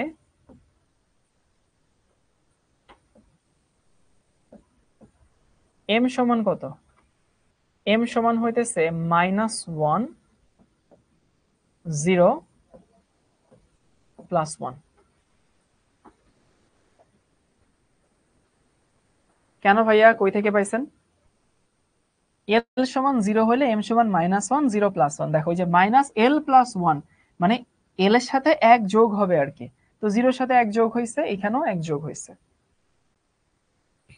কি বললাম ভাইয়া, এল সমান 0 হইলে এম সমানও 0 হইতো পৃথিবীর পরমাণু যদি হইতো, কিন্তু এখানে শর্ত তো সেরকম দেওয়া না। শর্ত কি দেওয়া, শর্ত দেওয়া হইতেছে দেখো এম এর মান, এই যে এম এর মান -l+1 থেকে +l+1 পর্যন্ত, মাঝখানে 0 তো এমনি থাকবে। তাহলে -l+1 মানে ধরো যদি আরেকটা দেখাই তাহলে বুঝতে পারবা, এল এর মান যদি 1 হয় তখন এম এর মান কত? -2 -1 0 +1 +2। কেন হয়েছে? কারণ ওই যে এখানে যেটা থাকবে তার থেকে মাইনাসও 1 বেশি হবে, এর থেকে যে থাকবে তার থেকে প্লাসও 1 বেশি হবে, ওই যে -l+1 থেকে +l+1 পর্যন্ত। তার মানে দেখো তো ভাই, এইখানে অরবিটাল কয়টা পাও তুমি? এখানে অরবিটাল পাও 3টি, তাই না? তুমি এখানে অরবিটাল কয়টা পাও? 5টি। আমি যদি এল এর মান হচ্ছে 2 নেই, 2 হলে এম এর মান কত? একবারে লিখি, জায়গা হবে না, +-3 +-2 +-1 এবং 0। তাহলে কত হয় দেখো তো ভাই, যোগ করলে হয় হচ্ছে 7টা। এগুলো সব কি সংখ্যা, এগুলো সব অরবিটাল সংখ্যা না? তাহলে আমি যদি এখানে একটা ধারা বানাই যে আমার কতগুলো মোট অরবিটাল পাচ্ছি, ধর আমি ধারা বানাইলাম, আমি অরবিটাল সংখ্যা বানাইলাম, অরবিটাল যোগ করলে কত হয় দেখো, প্রথমে হইতেছে 2 না, প্রথমে হচ্ছে 3 যোগ, তারপরে 5 যোগ, তারপরে 7 যোগ, তারপরে 9 হবে আর কি তুমি যদি বানাও, তারপরে ডট ডট ডট ডট। মোট কতগুলো পদ? 51টি পদ। মোট 51টা পদ এরকম তুমি পাবা। তাহলে 3 যোগ 5 যোগ 7 যোগ 9 যোগ মোট 51টি পদ এরকম থাকবে। আচ্ছা তুমি এখানে, তাহলে আমাকে এখানে সবগুলো যোগ করতে হবে। এখন এই যদি সবগুলো আমি এখানে যোগ করি তাহলে বুঝতে পারছো ভাই, এখানে কি হবে, একটা ধারা হইতেছে না? কি ধারা? সমান্তর ধারা হচ্ছে একটা। যেই সমান্তর ধারার প্রথম পদের মান হচ্ছে তোমার 3, সাধারণ অন্তর কত? সাধারণ অন্তর হচ্ছে 2, আর পদর সংখ্যা কত? n এর মান হচ্ছে 51। এইখানকার n আর এইখানকার n কিন্তু এক n না। এইখানকার n হইতেছে ইলেকট্রনের কোয়ান্টাম নাম্বার, আর কি প্রধান কোয়ান্টাম নাম্বার, আর এখানকার n হইতেছে পদর সংখ্যা। দুটো n বাট জিনিস সেম না। এখন আমি এই ধারা সমষ্টি বের করতে হবে। তোমাদেরকে ধারা সমষ্টি মনে আছে? s সমান হইতেছে n/2 into 2a plus n-1 into হচ্ছে d। এটা হচ্ছে একটা সমান্তর ধারা সমষ্টি। সো তার মানে হইতেছে কি থাকে, এখানে থাকে হইতেছে 51/2 ইন্টু 2 ইন্টু 3 প্লাস এখানে n এর মান হইতেছে 2 মাইনাস 1 আর d এর মান হচ্ছে 2। তুমি পাবা হচ্ছে এইটা 2703।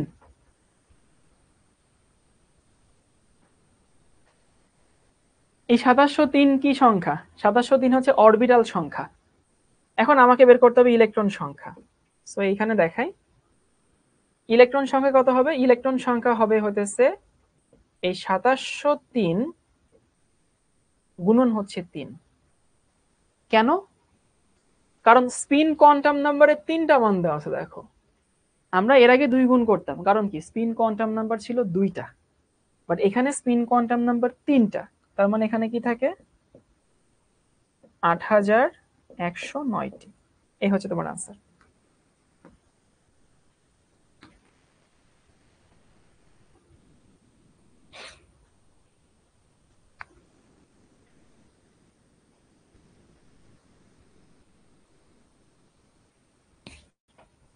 ও এখানে হচ্ছে 51 হবে, 51 মাইনাস 1 ইন্টু 2।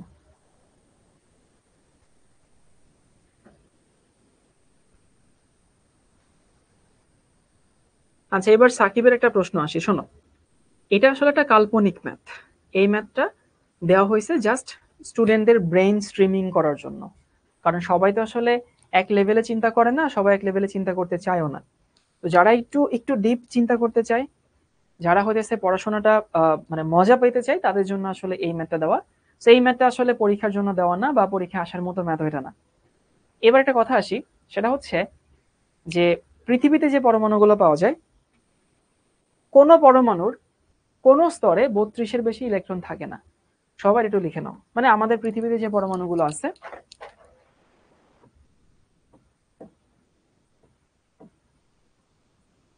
পরমাণুর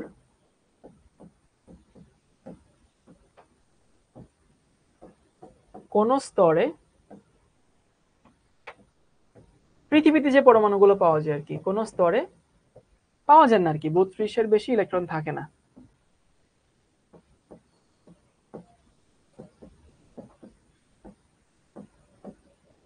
ইলেকট্রন থাকে না, এটা এক্সপেরিমেন্টালি দেখা গেছে।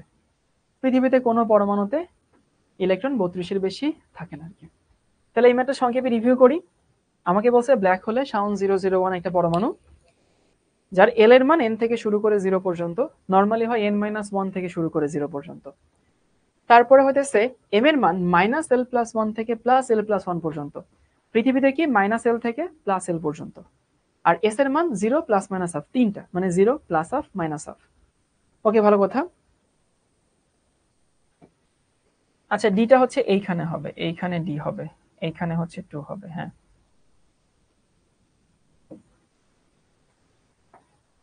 তো সেখানে আমরা দেখলাম যে এখানে এন এর মান 50, কারণ 50তম স্তর বলছে। তারপরে আমরা দেখছি হইতেছে এল এর মান কত, ওই যে 0 থেকে শুরু করে 50 পর্যন্ত। তাহলে মোট 51টা মান আমি পাইলাম। 0 থেকে শুরু করে 50, নট 49 শর্ত অনুযায়ী। তারপর আমি দেখলাম এল এর মান 0 হইলে এম এর মান +1 -1 0, কারণ ওই যে 0 থেকে এই পাশে এক বাড়বে, ওই পাশে এক বাড়বে। এল এর মান যদি 1 হয়, এম এর মান কি এই পাশে এক বাড়বে, ওই পাশে এক বাড়বে, এই পাশে এক বাড়বে, ওই পাশে এক বাড়বে। তো সেখান থেকে হইতেছে আমি এখানে ভ্যালু বসাইলাম, অরবিটাল পাইলাম, 3 দিয়ে গুণ করছি, কারণ স্পিন কোয়ান্টাম নাম্বার হচ্ছে 3টা। তো স্পিন কোয়ান্টাম নাম্বার 3টা মানে হইতেছে আমি 3 দিয়ে গুণ করছি। এই জন্য হিসাবে কি কোথাও কোনো ভুল হয়েছে? হওয়ার কথা না। এই হিসাবটা কি ঠিক আছে?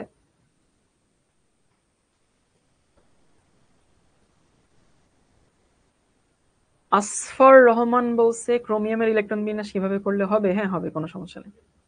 আচ্ছা, ঠিক আছে, তাহলে এরই সাথে সাথে আমাদের কোয়ান্টাম নাম্বার শেষ।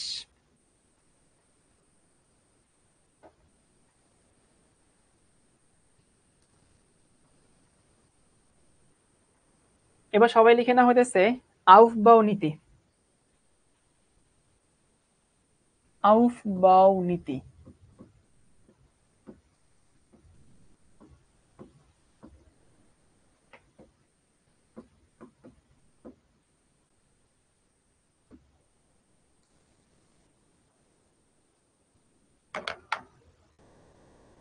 দেখো, এই যে আমরা কোয়ান্টাম নাম্বার শিখলাম, এখন আমাদের কি একটু ইলেকট্রন বিন্যাস শিখতে হবে না? সেটাকে অনেকে বলে আউল ফাউল নীতি। এখন আউল ফাউল নীতি না, ওনার নাম হচ্ছে আউফ বাউ। আউফ বাউ। আফরিন জান্নাত 3 দিয়ে কেন গুণ করেছেন ভাইয়া? এই তোমরা কথা কি ফলো করো না ভাই? 3 দিয়ে গুণ করছি, স্পিন কোয়ান্টাম নাম্বার 3টা, তার জন্য। আউফ বাউ নীতি হইতেছে যে একটা পরমাণুতে ইলেকট্রন তো প্রবেশ করবে। তুমি কোয়ান্টাম নাম্বার শিখলা, প্রধান সহকারী হ্যান ত্যান অনেক কিছু বুঝলা। তো কথা হইতেছে, এই যে আমি কোয়ান্টাম নাম্বার যে শিখলাম, এই কোয়ান্টাম নাম্বার অনুযায়ী ইলেকট্রন প্রবেশ করবে। তো মনে রাখবা, আউফবাউ নীতি অনুযায়ী সাবশেলে ইলেকট্রন প্রবেশ করে।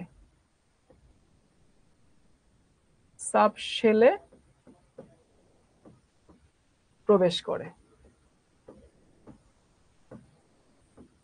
মানে ধরো তোমাকে আমি প্রশ্ন করলাম যে আউফবাউ নীতি আসলে আমাদেরকে কি বলে, বা আউফবাউ নীতি আমাদেরকে কি ইন্ডিকেট করে, বা আউফবাউ নীতি আমাদেরকে কি বলে।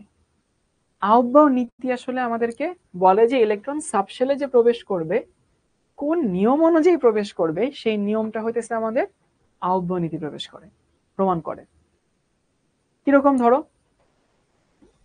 তো উনি আসলে বলে যে এইটা নিম্ন শক্তি সম্পন্ন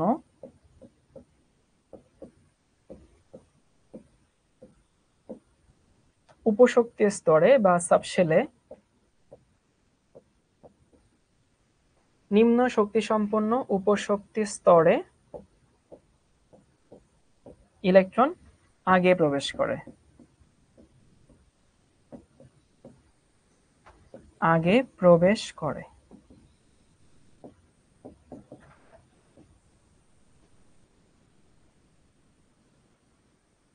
নিম্ন শক্তি সম্পন্ন উপশক্তি স্তরে ইলেকট্রন আগে প্রবেশ করে। ওকে, এবং এই শক্তিটা কি? এই শক্তিটা হইতেছে n প্লাস এল এর যোগফল।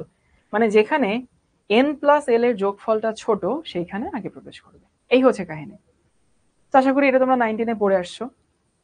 এবং ওইটা বের করার সহজ নিয়ম কি ছিল? সহজ নিয়ম ছিল, দেখো তো মনে পড়ে কিনা, যেটা হচ্ছে 1s 2s 2p 3s 3p এবং হচ্ছে 3d 4s 4p 4d 4f 5s 5p 5d 5f 6s 6p 6d 6f। আমাদের মেন কথা হইতেছে ইলেকট্রনে যেখানে n প্লাস এল এর যোগফলটা কম, সেখানে আগে প্রবেশ করবে। তো সেইটা বের করার শর্টকাট নিয়ম হইতেছে এইটা। দেখো তোমাদের মনে আছে কিনা, যে আমরা এরকম হচ্ছে কাটবো, মনে পড়ে বাচ্চাকালে শিখছিলাম। মানে 1s এর পরে তারপর কে যাবে? 2s। 2s এর পরে কি যাবে? 2s এর পরে যাবে হইতেছে 2p, তাই না? 2p এর পরে যাবে কে?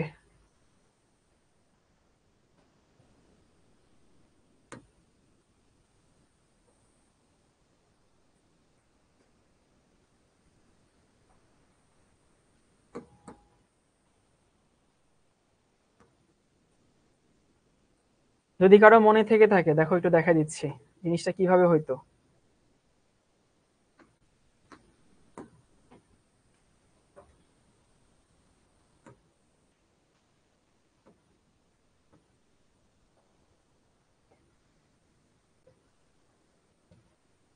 সব থেকে শক্তি কম কার? সব থেকে শক্তি কম হতেছে 1s,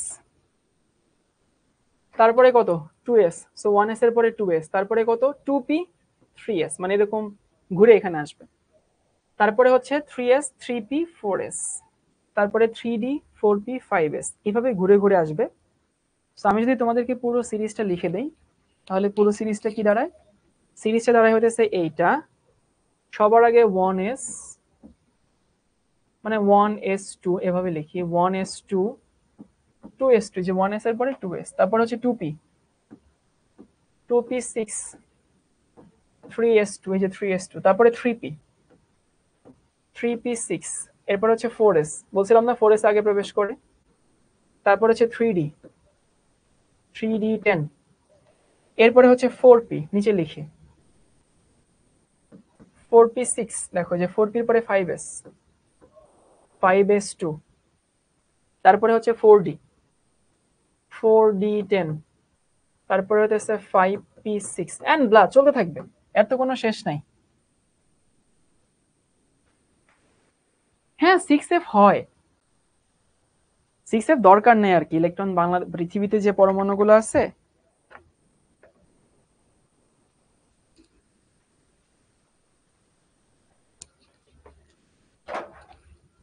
এবং তোমাদেরকে এটা মনে আছে, দেখো তো আমি যদি 1s এর জন্য বের করি, 1s n প্লাস l কত? 1 প্লাস 0, তাই না? মানে ধরো আমি এটাছে n প্লাস l বের করতে চাই, তাহলে 1 প্লাস 0 মানে তো 1, সো 1s এর জন্য n প্লাস l এর যোগফলটা হতেছে 1। আমি যদি 2s এর জন্য বের করতে চাই, 2 প্লাস 0 মানে হতেছে 2, সো আমরা বুঝতে পারি 1s এর শক্তি কম, 2s এর শক্তি বেশি, সো কি হবে 2s এ আগে আসবে। এবারে দেখো 3s এ কত? 3 প্লাস 0 মানে হচ্ছে 3, তাহলে 3s আর 2s এর মধ্যে কম্পেয়ার করলে 2s আগে যাবে। তারপরে দেখো 2p, আচ্ছা 2p আগে দেখাই তাহলে ভালো হবে।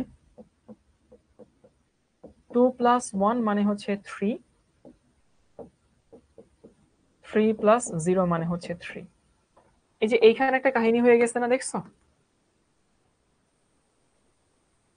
ভাই? কাহিনীটা কি? কাহিনী হইতেছে যে 2p এর জন্য n প্লাস l এর যোগফল 3, 3s এর জন্য n প্লাস l এর যোগফলটা 3, তাহলে এই ক্ষেত্রে কোথায় আগে প্রবেশ করবে? আমার প্রশ্ন হচ্ছে ভাইয়া, আমরা শিখছি n প্লাস l যেখানে ছোট সেখানে আগে প্রবেশ করে, কিন্তু এই দুই জায়গায় তো n প্লাস l এর যোগফলটা সমান, তাহলে n প্লাস l এর যোগফল যদি সমান হয় তাইলে কি কাহিনী হবে? তোমাদের রাখবা যেখানে যোগফলটা সমান সেখানে n এর মান যেখানে ছোট সেখানে আগে প্রবেশ করবে, বুঝছো? তাহলে 1s এর শক্তি 2s থেকে হইতেছে কম, 2s এর শক্তি 2p থেকে কম, 2p এর শক্তি 3s থেকে কম, 3s এর শক্তি 3p থেকে কম। তার মানে হইতেছে, সবাইকে একটু লিখে দিই, n প্লাস l সমান হলে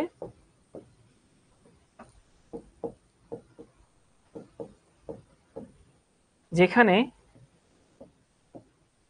n ছোট সেখানে আগে যাবে।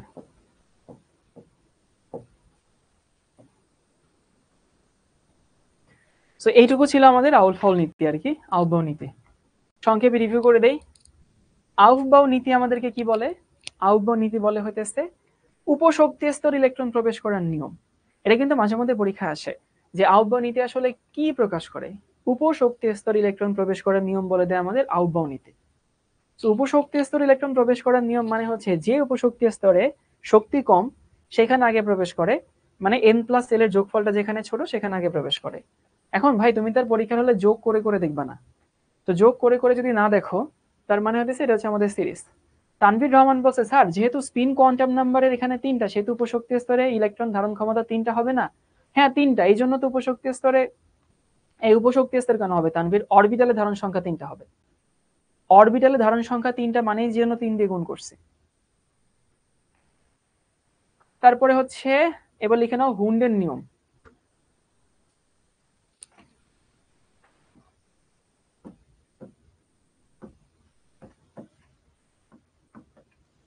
হুন্ডের নীতি, হুন্ড, ওনার নাম হচ্ছে HUND, হুন্ড। হুন্ডের নীতি আমাদের কি বলে? হুন্ডের নীতি বলে হইতেছে অরবিটাল ইলেকট্রন প্রবেশ করার নীতি।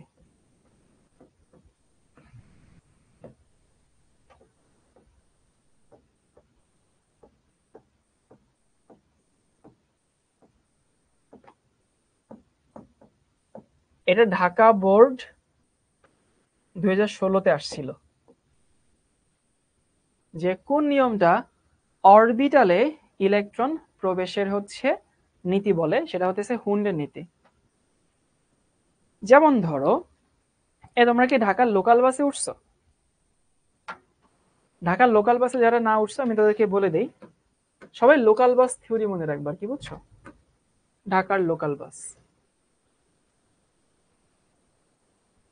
ঢাকার লোকাল বাসে কি হয়, ধরো একটা বাস আছে, এই হচ্ছে একটা বাস, ইন্টেরিয়র দেখাচ্ছি আর কি।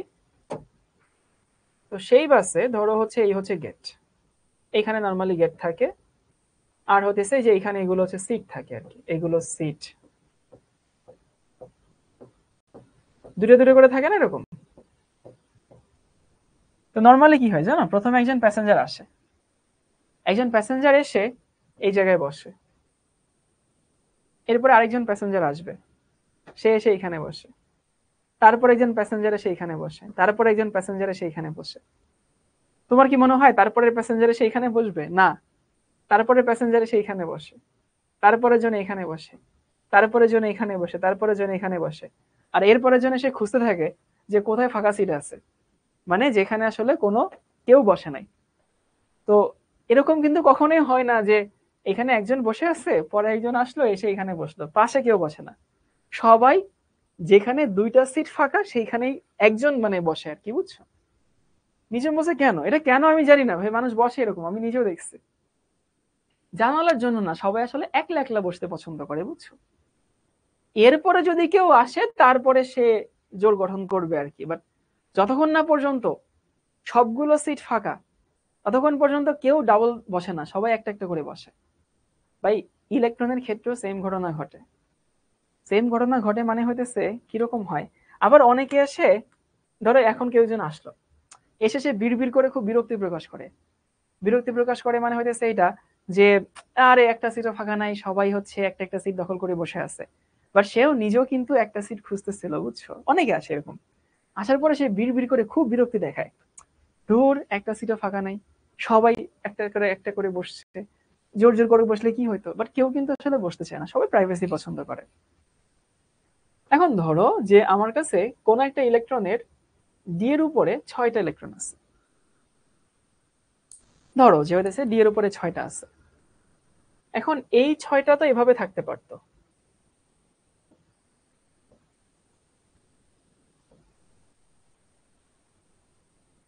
এই যে দুইটা, এই যে দুইটা, এই যে দুইটা, কিন্তু ভাই বিশ্বাস করি এরকম থাকে না, এরকম কখনোই থাকে না। তাহলে এই 6টা কিরকম থাকতে পারতো, আরেকটা ক্যাটাগরি আমি দেখাচ্ছি।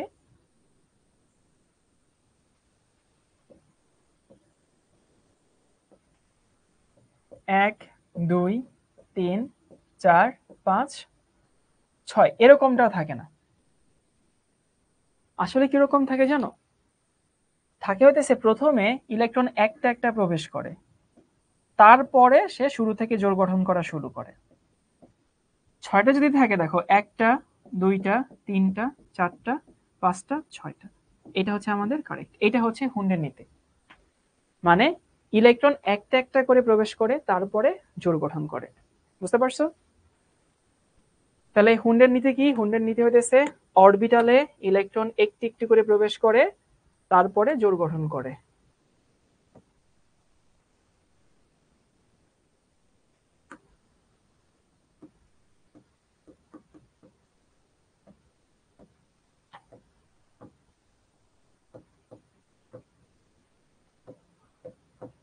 অরবিটাল ইলেকট্রন একটা করে প্রবেশ করে,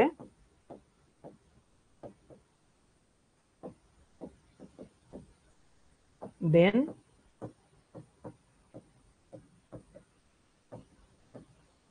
জোড় গঠন করে।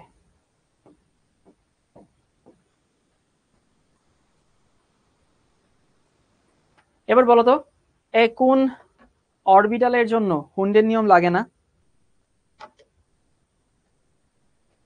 এমন একটা উপশক্তি স্তর আছে যার মধ্যে হুন্ডের নিয়ম লাগে না, বলো কোনটা? সবাই কি বুঝতে পারো এস এর জন্য হুন্ডের নিয়ম লাগে না? এস এর জন্য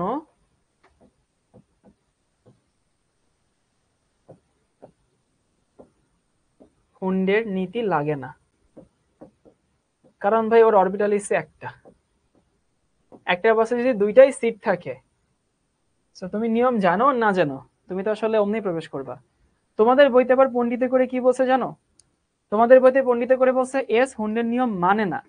এখন ভাই এস এ হুন্ডের নিয়ম লাগে না এক কথা, আর এস হুন্ডের নিয়ম মানে না আরেকটা কথা। তো হোক, লাগে না মানে না, এস এর জন্য আসলে মেইন কথা, বুঝছো?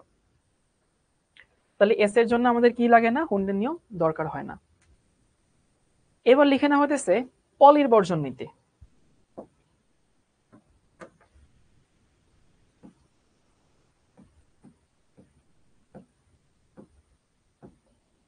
পলির বর্জন নীতি, এর নাম আসলে পাউলি, কিন্তু তোমাদের বইতে লেখা পলি, ইংলিশে বলে পাউলিস এক্সক্লুশন ল। আচ্ছা, পলির বর্জন নীতি, বর্জন মানে তো বুঝতে পারো যে সিমিলার হবে না আর কি। যেমন ধরো তোমার এবং আমার সব তথ্য কি সেম হবে?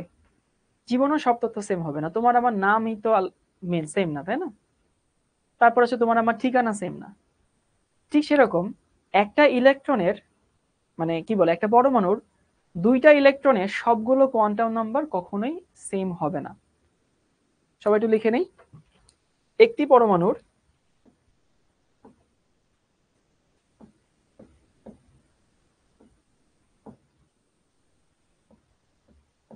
একটি পরমাণুর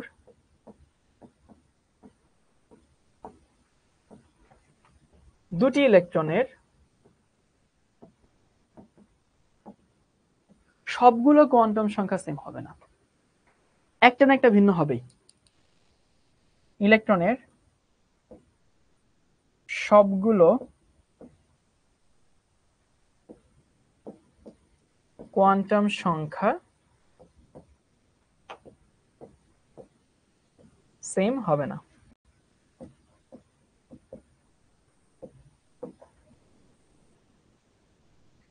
একটি পরমাণুর দুইটা ইলেকট্রনের সবগুলো কোয়ান্টাম সংখ্যা সেম হবে না, মানে কোয়ান্টাম সংখ্যা তো চারটা, তো কোয়ান্টাম সংখ্যা চারটার মধ্যে সর্বোচ্চ তিনটা সেম হতে পারে, বাট চারটা হুবহু সেম হবে এটা কখনোই হবে না। যেমন ধরো যদি তোমাকে আমি নেই, ধরো হচ্ছে এইটা যে সোডিয়ামের, আমি কোনটা নিব, ধরো সোডিয়ামের হচ্ছে 6th ও 7th, ধরো আমি এই দুটো ইলেকট্রন নিয়ে কাজ করছি। এখন এদের ক্ষেত্রে আমাকে দেখাইতে হবে পলির বর্জন নীতিরা মানে কি মানে না। আচ্ছা, সোডিয়ামের ইলেকট্রন বিন্যাস কি হবে? এটা না 1s2 2s2 2p6 3s1। তাহলে সোডিয়ামের 6th আর হচ্ছে 7th, এইটা আসলে আমি কোথায় পাচ্ছি? এই হচ্ছে 2, এই হচ্ছে 2 4, তার মানে 6 এইখানে 7 তো এইখানে। তাহলে আমি যদি 6 বের করতে চাই, তাহলে দেখো তো পিটাকে যদি ভেঙে দেখাই,